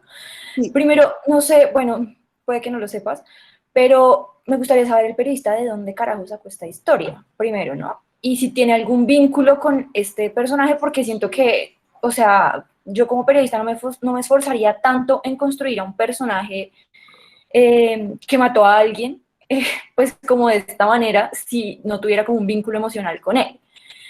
Y pues como ya lo estaba poniendo en el chat, pues todas las compañeras poniendo cosas súper enfurecidas, Sí. creo que lo principal, o sea, los principales errores de este texto primero es como en construir a los hombres, bueno, al mismo hombre, porque en realidad es el mismo, como seres completos, ¿no? Como seres que tienen familia, sueños, esperanzas, de todo. Y construir a la única mujer de la historia como alguien que, pues, no existe, ¿no? Alguien que no puede lograr nada, que ni siquiera merece ser nombrado, ser descrita. Y creo que es como el principal error y pues también la construcción como del discurso de nombrar incluso el homicidio, como él lo llama, 8 páginas después de hablar de, pues, de este tipo, ¿no? Y eso quería compartir. Hay una cosa, esta pregunta que tú haces, no tenía ningún vínculo directo, pero digamos que en ese momento estaba en el culmen el periodismo narrativo intrépido latinoamericano, entonces ahí como, entonces yo creo que lo que querían hacer era, yo, o sea, recuerdo mucho porque cuando este texto salió en México, yo saqué un artículo que se hizo viral y eso fue todo un lío y que entonces nos atacas a la revista, nos dijeron machistas, perdón si les ofendió este texto. En el momento en que este texto fue publicado, el periodista que es el autor estaba nominado a un premio Gabo. Entonces no era un muchachito inexperto que llegó a ser un periodista, no, era un periodista reconocido y de hecho hubo todo un problema en el premio Gabo porque ¿qué iban a hacer si ahora todo el mundo estaba criticando? No, o sea, la pregunta no fue, oigan, ya no lo podemos nominar porque no mames que este man escribe esto, fue ¿cómo vamos a hacer si está nominado y viene con todo este escándalo detrás? Están siendo demasiado duros con él. Salió mucha gente a defenderlo y decir que él era un buen muchacho, buen hijo, que no estaba reportado en data crédito, que se esforzaba mucho. Y recuerdo que hasta me dijeron que lo que él estaba tratando de hacer era algo como Truman Capote. Me dijeron, ¿es que no has leído a Truman Capote? Pues claro que sí. Y Truman Capote le pone de título a su libro A Sangre Fría, no le pone el joven que tocaba el piano. O sea, incluso si tú estás haciendo este cuento de voy a meterme en la mente del asesino, que by the way no se puede hacer en periodismo porque no podemos meternos en la mente de la gente, para eso si acaso está la literatura. Incluso si estás tratando de imitar a Truman Capote no hizo eso. O sea, hizo una historia totalmente dura con el asesino y en ningún momento toma ningún momento se pone en su lugar. Lo que sí nota uno en esa conexión afectiva es que sí hay una conexión afectiva entre este reportero y el feminicida. O sea, asume que escuchan la misma música, asume que leen los mismos poemas, tienen gustos similares, o sea, hay una sobreidentificación entre el reportero y el asesino que es muy patente en todos los párrafos del texto. ¿Alguna tiene otro comentario? Ay, perdón, antes de que alguien pase, es que creo que se me ocurrió una cosa con lo que acabas de decir, y es que yo no equipararía ese texto con Truman Capote, o sea, me parece un absurdo. Yo lo equipararía con Lolita de Vladimir Nabokov. O sea, creo que se parece más como a esta novela que justifica la pedofilia. Pero mal escrito, porque, Sí. o sea, porque además tenemos, digamos que si tomemos, digamos que este texto es literatura y que esto no es periodismo, porque como periodismo es muy mal periodismo, si esto fuera literatura también sería muy mala literatura, porque no hace sino tener unas imágenes que son unos clichés que uno no entiende de dónde salen y que no nos dicen nada de la gente. Hay además una falla neural en este texto que es muy importante y es, miren la desigualdad en las fuentes, o sea, se nota a leguas que este periodista lo que se fue a hablar con el abogado del asesino, y el abogado del asesino le mandó chats y le dio toda la información y el asesino le contó la historia, pero es súper evidente que este periodista ni siquiera habla con los papás de Sandra. O sea, él tiene un desbalance de sus fuentes súper grande y se fue a averiguar todo lo de, o sea, los papás, el hermanito, que su orejita, que taca, que el bullying del colegio, todo esto lo sabemos y toda esta información la buscó, pero no buscó nada de información sobre Sandra. ¡Qué fuerte! Yo iba a decir que es tan evidente que hay una composición dramática y ficcional del periodista que uno puede identificar personajes de la literatura. Ahorita Claro. Laura mencionaba al personaje de Lolita, por ejemplo, nada más la figura de Carlos y que tenga doble nombre es jugar al Dr. Jekyll y Mr. Hyde. Claro. Y pensar en la figura de Sandra como la pinta, además que solo habla con la vecina.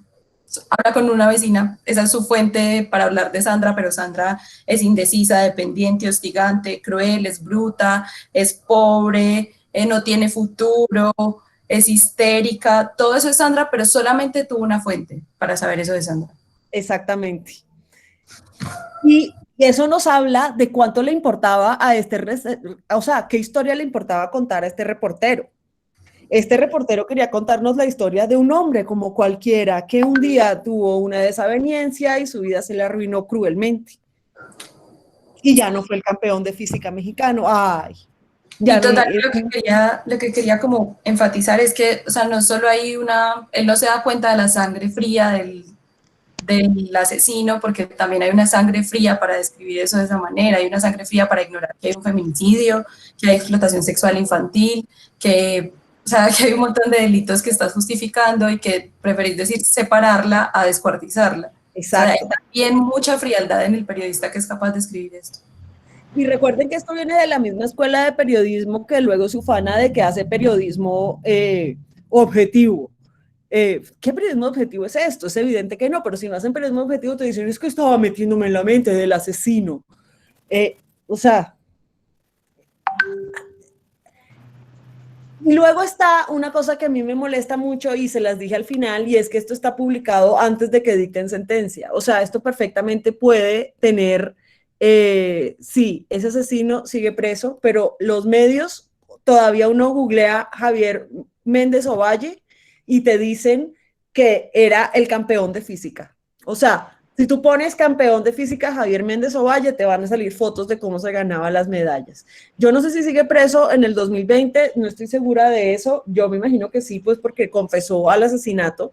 Y además hay una cosa impresionante, y es que el man confiesa que la mató, y aún así nadie le cree, la fiscal no le cree, el psicólogo no le cree, todo el mundo le parece, todo el mundo atónito, a pesar de que el tipo, por aquí alguien dice que se parece mucho a lo de Juliana Zamboni, y sí se parece mucho a lo de Juliana Zamboni. O sea, también tenemos cómo es posible que este buen muchacho haya hecho eso tan terrible.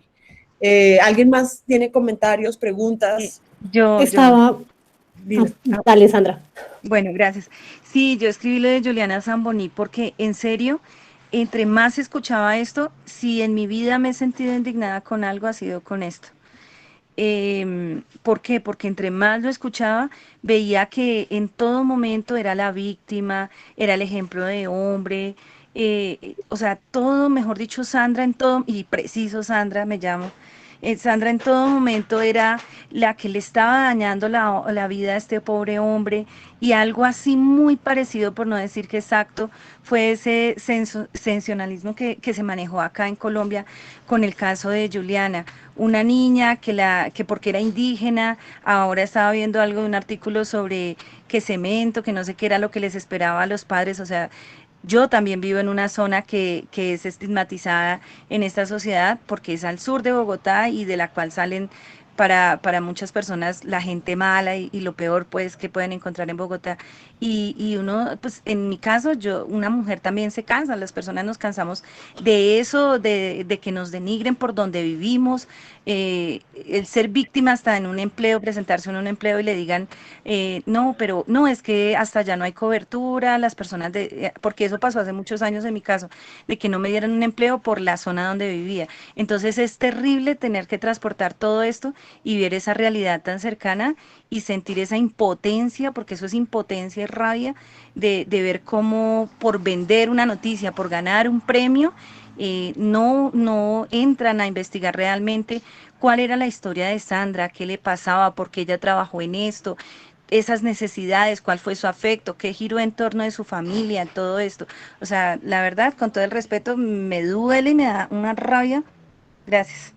A mí también me da mucha rabia porque yo creo que todo el clasismo que hay en el texto no es menor. O sea, todo ese clasismo que hay en el texto también es una revictimización de Sandra muy fuerte. Lina, tú ibas a decir algo. Sí, pensando obviamente como en cómo indigna el enfoque que tiene la noticia, cómo se invisibiliza completamente pues a la víctima, nunca se cuenta nada, pero también me recuerda un poco, veo detrás, me recuerda un poco las salas de redacción de medios masivos de comunicación en Colombia y cómo hay un hombre detrás diciéndote, métele color, la Sí. noticia tiene que venderse. Entonces, y eso que siempre hablabas, las figuras, las descripciones, y recuerdo a a un profesor que tuve en algún momento que narra también un asesinato y para meterle color dice que las bolsas eran de un supermercado, como para darle potencia a la historia, sabiendo que era un invento. Entonces, como no solo se invisibiliza la historia de ella, no solo sabemos quién es ella, se exalta al feminicida, sino detrás de eso, entonces es más importante darle color a la nota y hacerla vendible, porque eso es lo que parece más importante para ellos. A mí me encanta que lo digas porque cuando uno va a hacer una nota periodística, uno se tiene que preguntar, ¿para qué estoy haciendo esto? ¿La estoy haciendo para vender periódicos o la estoy haciendo para cambiar la sociedad, para que haya justicia? ¿Para qué la estoy haciendo? Y entonces ese métale color, ¿por qué? O sea, solo en un mundo de hombres, ese métale color funciona, porque como bien está diciendo Sandra, yo creo que a una mujer que entienda lo que se está contando en esta historia, esto le daría mucho dolor. ¿Y cómo le vas a meter color a una cosa así? O sea, no es una narración pictórica, costumbrista. No, estamos aquí hablando de un asesinato, de un feminicidio que a nosotras nos va a doler porque sabemos que sucede todo el tiempo. Entonces, ese metal de color habla de un problema estructural que hay en la industria del periodismo, porque este artículo no lo escribió este muchacho solo, lo pasaron por 700 revisiones en donde seguro le dijeron, métale color, métale color, métale color, y finalmente alguien en esa redacción dijo, este texto ya está perfecto y vamos a mandarlo a portada. Acá, por ejemplo, Natalia nos está poniendo algunas de los titulares de las notas sobre esta misma historia, que son de estudiante brillante a feminicida y genio. Las críticas a quienes resaltan los logros académicos del asesino de una joven. Juez condena 50 años de prisión a estudiante modelo que descuartizó a jovencita en Tlatelolco. Y esta no es una revista de tinta roja, o sea, imagínense como un malpensante mucho más popular. Por eso les digo que es como un malpensante revuelto con semana. O sea, esto es una revista del periodismo respetable que les aseguro que se ganó muchos Gabos en mucho tiempo, y a este muchacho no le dijeron, ya no puedes estar nominado al premio Gabo después de que te mandaste esta mamada. O sea, ¿cómo te vamos? No se lo ganó, probablemente por esto, pero nunca hubo una sanción oficial del premio en donde dijeran, nos desmarcamos de este man porque no mames lo que acaba de hacer, y más en un país como México donde matan 11 mujeres diarias. Mildred, creo que ibas a decir algo. Sí, a propósito de del color de la nota, pues es que a mí me llamó mucho la atención el rojo en toda la nota, desde la portada, esto ya visualmente, y sabemos que también pues para comunicar, y era como, no sé, esta historia tan fuerte, que quizás yo también me cuestionaba un poco mientras la leíamos, cómo la tomarán personas que no están tan cercanas ni tan sensibles con este tema, que es aquí lo importante, ¿no? Y es como quizás termina pues lográndose el objetivo del periodista desde el inicio, que era naturalizar y justificar todos los hechos de violencia, y que finalmente una persona que está sin los lentes de género, que está un poco aparte del tema, puede terminar diciendo, sí, terrible, pobre muchacho, o sea, cómo se dañó la vida, terrible porque por culpa de ella, es que ella le dañó la vida. Entonces, ¿cómo empiezas a justificar y a naturalizar? Y cómo pues esto tiene repercusiones en una sociedad que está tan lejana de estos temas, pero además porque nunca se describe el dolor de una familia, nunca el dolor está ausente, nunca hay como ese ejercicio de decir qué significa y qué pasa en una familia donde una de las mujeres y sus integrantes pues ya no está, qué pasó con la vida de Sandra, esa vida que la fumó un hombre. Entonces, para finalmente terminar cayendo en estos clichés que siempre se caen para justificar y naturalizar, y es que está enfermo y el de niño sufrió bullying, entonces por eso es que actúa como actúa. Entonces él es enfermo, él tenía bullying y ya. Y un dato curioso que también me pareció es nombrar a Gabriel García Márquez en todo su relato, eso me llamó mucho la atención, pero además por todos los cuestionamientos también que tiene la literatura de Gabriel García Márquez con el tema de derechos de las mujeres. Entonces eso a mí particularmente me cuestionó por todas las obras y pues finalmente por cómo se presentan en las obras a Gabriel García Márquez. Eso me llamó mucho la atención para ahora saber que también estuvo en el premio Gabo. Y finalmente, pues decir que quizás, como lo anotaba una compañera en el chat cuando yo lo leí, y es que estaba pensando exactamente lo mismo, que no nos sorprenderían de medios que quizás son tan amarillistas, entonces para el caso de Colombia El Espacio, un Cubo, pero quizás un medio que pues puede ser como un poco más serio y pretende hacer unas noticias un poco más informadas, entonces que salga en ese medio, eso también le da un toque de seriedad y hace que la noticia se lea de otra manera y que está diciendo una verdad absoluta en la que finalmente pues son las mujeres las que terminan dañándole la vida a los hombres y este muchachito se lo arruinó. Entonces eso quería comentar. Gracias. De hecho, cuando este texto salió, fue muy difícil que la gente viera por qué estaba tan mal. O sea, eran recuas de personas saliendo a decir, ay, pues no sean tan duras con el muchacho que lo escribió, tuvo unos errorcitos, pero de reportería. No está justificando un feminicidio. Y eso fue una cosa muy fuerte porque de verdad en ese momento, les estoy hablando de 2014, no se entendía por qué esto era tan terrible. Yo creo que en este momento en una revista como esa en México no serían capaces de publicar algo así porque hay un movimiento feminista súper robusto que se los comería vivos. Mentira, no se los comería vivos, los criticaría en público. ¡Ay, me cancelaron! ¡Me quieren lapidar!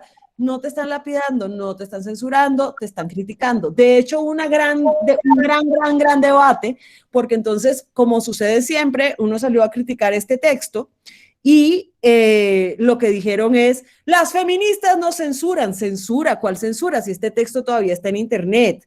Tanto que cada vez que yo dicto este taller lo encuentro en PDF buscando en Google. Entonces, ¿cuál censura si eso está ahí publicado?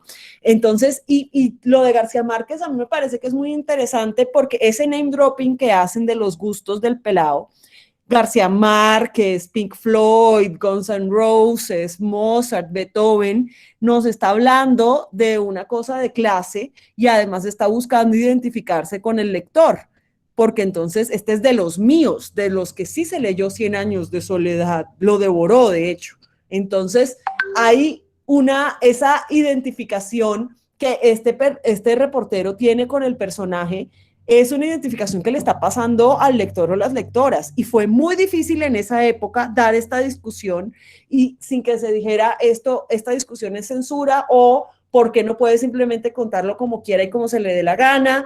Pero pues si es una historia que vende y es buen periodismo, pues porque se fue hasta el barrio. Pues buen periodismo no existe hasta el barrio, es decir, estas fuentes que tengo están equilibradas, ¿cómo las estoy escogiendo? ¿Cómo estoy presentando a las mujeres? O sea, todas las 4 mujeres que aparecen en esta historia es una que no se come su torta de chocolate, otra que no sabe marcar un teléfono, y una fiscal que cree que quiere al feminicida como si fuera su hijo porque se siente muy mal de no ser mamá y le pone velas a la Virgen de Guadalupe.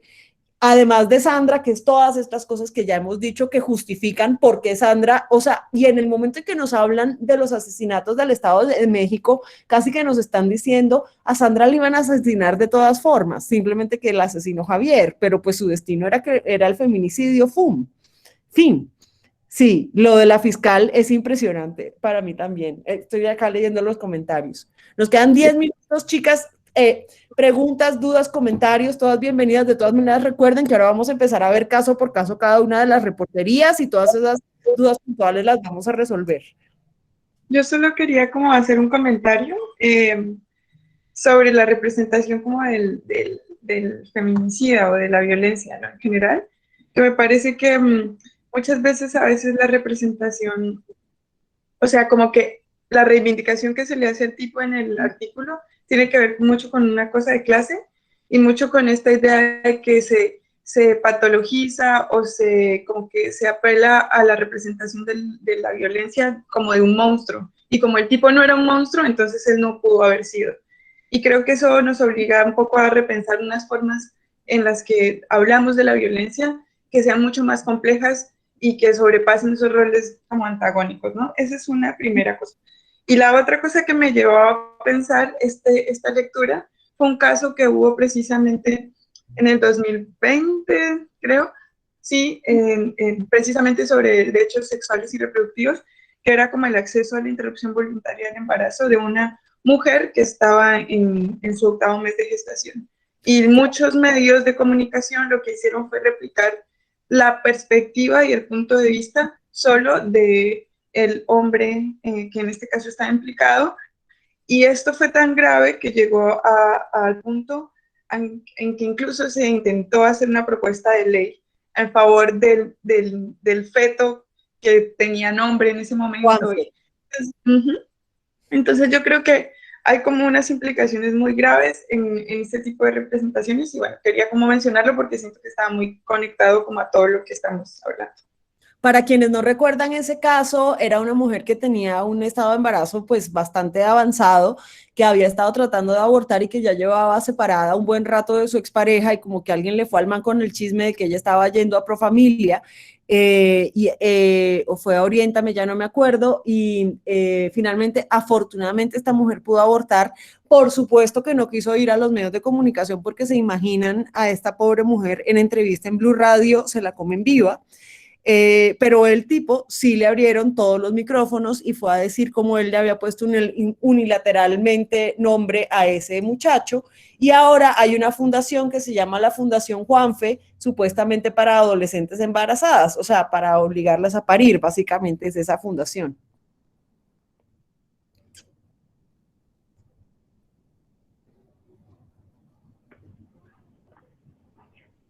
Yo quería hacerte una última pregunta, pues de mi lado. Dale. Catalina, perdona. Ahorita como estabas hablando como de meterse en la mente del asesino, pero tratando como de meternos en la mente del escritor.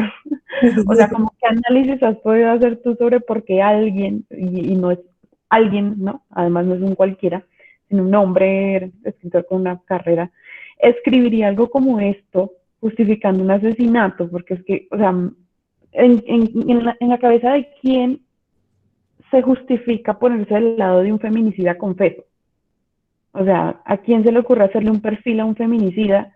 Y eso es como lo que me gustaría ver si tú has analizado o has visto como qué han dicho sobre el tema o qué ha dicho él mismo. Se dijo mucho sobre el tema y lo que se dijo, o sea, digamos que la idea que había detrás era eso, vamos a hacer algo como Truman Capote.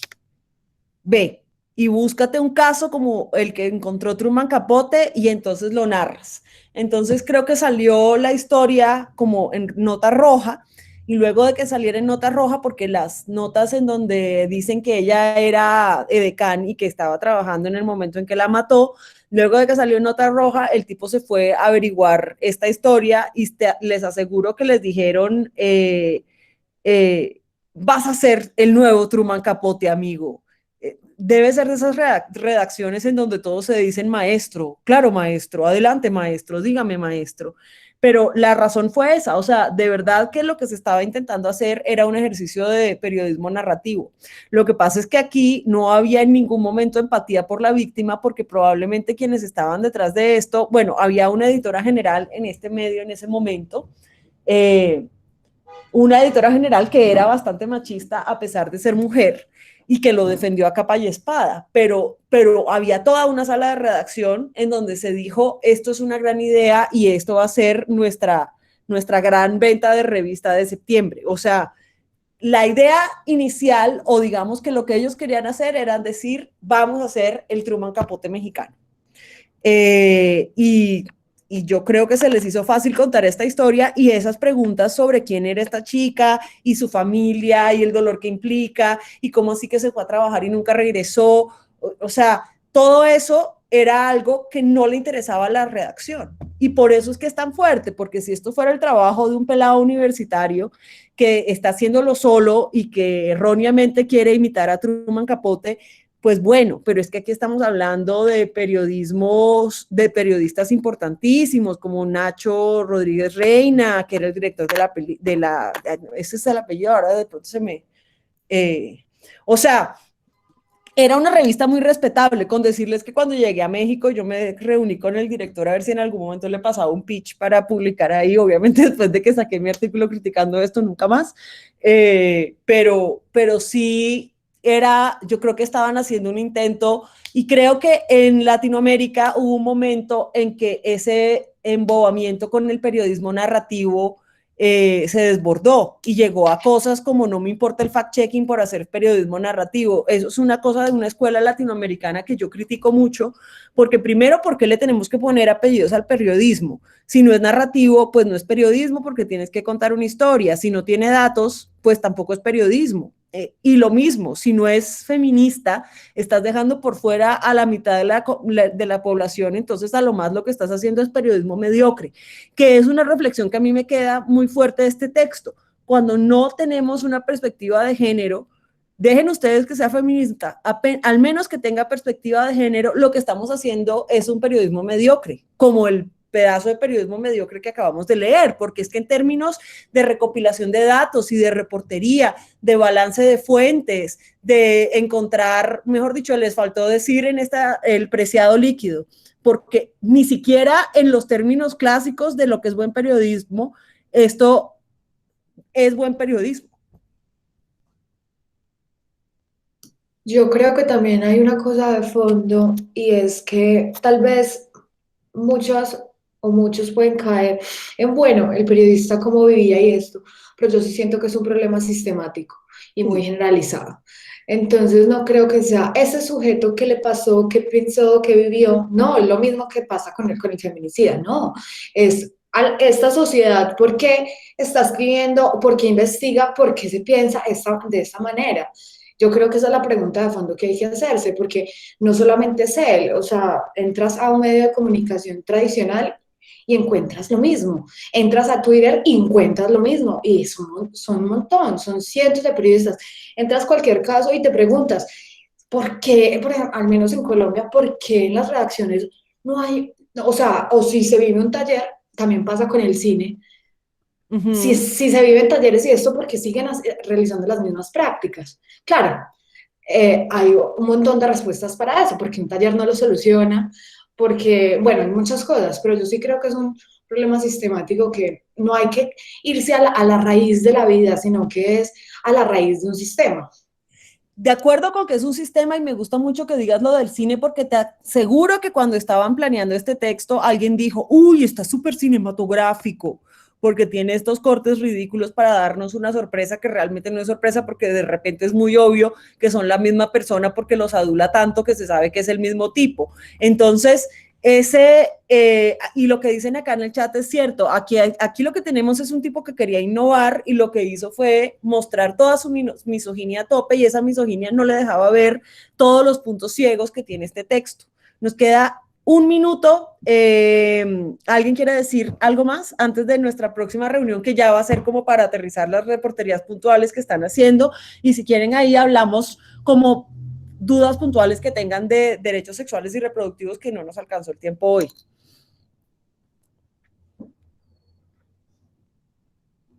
Catalina, algo muy corto, y es algo que me hizo pensar ahora, Luisa, como es sistemático, y es como un poco estos cronistas como de este tipo de historias en Colombia, la mayoría pues son hombres, claro. Y como suelen como, estoy pensando en la forma en que ellos hacían reportería, porque he trabajado muy cerca de ellos, y entonces te vas a medicina legal y te consigues, son hombres también los que están afuera en las funerarias, son ellos quienes les dan los datos, y uno como mujer no puede acceder a eso, y hablan de hoy me voy a conseguir el muertito del día o la muertita del día, y entonces es como una deshumanización muy profunda donde ellos no tienen tampoco tiempos, no se cuestionan, no les interesa. Entonces digo, sí, es sistemático y no es solo este personaje que escribió este texto, o sea, detrás hay una profunda falta de cuestionamiento y una profunda falta también de interés de cambiar la forma en que pensamos y que hacemos periodismo en el país. Y que tiene mucho que ver con que son hombres los que son mis fuentes, y hombres los que todos son hombres que son machistas, ya que hay una cadena infinita de hombres machistas que todos me están diciendo cosas machistas una y otra vez. Y eso también habla de por qué es importante que haya periodistas mujeres. Hace poquito teníamos la discusión en Colombia de por qué las feministas decimos que manden mujeres periodistas a cubrir las marchas, por este tipo de cosas, porque cuando mandan al fotógrafo hombre a la marcha feminista, lo que hace es sacar fotos de tetas y no le pone atención a absolutamente nada de lo que está pasando en la marcha, porque la mirada depende de quién es quien está hablando y cuál es la historia que está detrás de ese periodista. Ese supuesto periodismo objetivo, en realidad lo que es periodismo machista, porque está haciendo como que no importa el cuerpo que reportea, y el cuerpo que reportea sí importa, porque lo que me van a decir a mí en medicina legal no es lo que le van a decir a él. Lo que yo voy a sentir después de ver el cadáver de una chica de mi edad no es lo que va a sentir un man que está totalmente lejos de salir a una cita y que lo maten por eso. O sea, vamos, trabaja de periodista y la probabilidad de que lo maten así tan campante es mucho menor a la que una chica salga a conocer a un tipo y la maten, o trabajando de decán. Entonces, ahí hay una diferencia muy grande, y pensando mucho como en estos cronistas hombres, los grandes cronistas de Indias, yo creo que habría que echarle una revisada, por ejemplo, a los textos de Salcedo. O sea, sabiendo lo que sabemos ahora, sería muy interesante ver cómo son esas historias y qué historias está contando Salcedo. Está contando la historia de Diomedes, está contando la historia de, ¿quién era? No me acuerdo, me acuerdo mucho. Una frase de Pambelé, ¿no? Sí, de Pambelé, pero de Lorenzo Morales. Lorenzo Morales le decía, por ejemplo, en una de esas crónicas, es que las mujeres hoy son mango bajito.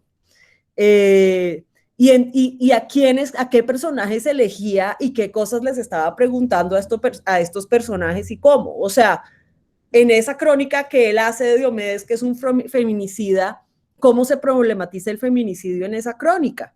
O se oculta. Yo no me la tengo que volver a leer, pero es una cosa que me parece que es un ejercicio interesante de hacer, porque es verdad que este es un tipo de periodismo que a los hombres les encantó y les fascinó, y que yo creo que hay razones por las que en esto no lo empezaron a hacer las mujeres, porque es que imagínense uno haciendo esta reportería, ¿cómo no va a pensar en la mamá de esta niña de 17 años? Bueno, chicas, gracias Catalina por este taller tan interesante. Nos vamos con muchas reflexiones y seguro que todas las seguimos igual. Antes de cerrar, quería pedirles a las que quieran abrir su cámara y tomamos una foto para el registro de este taller.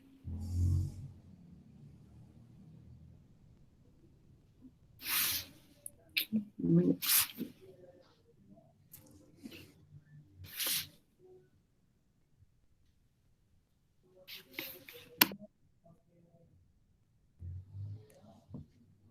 Muy bien, genial. Muchísimas gracias Bueno, chicas, y nos vemos mañana en el segundo taller.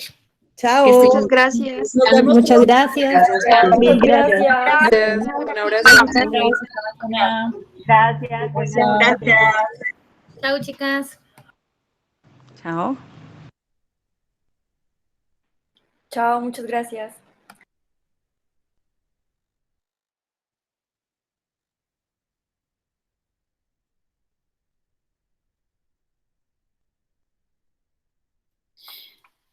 Si querés, Dayan, podemos parar la grabación.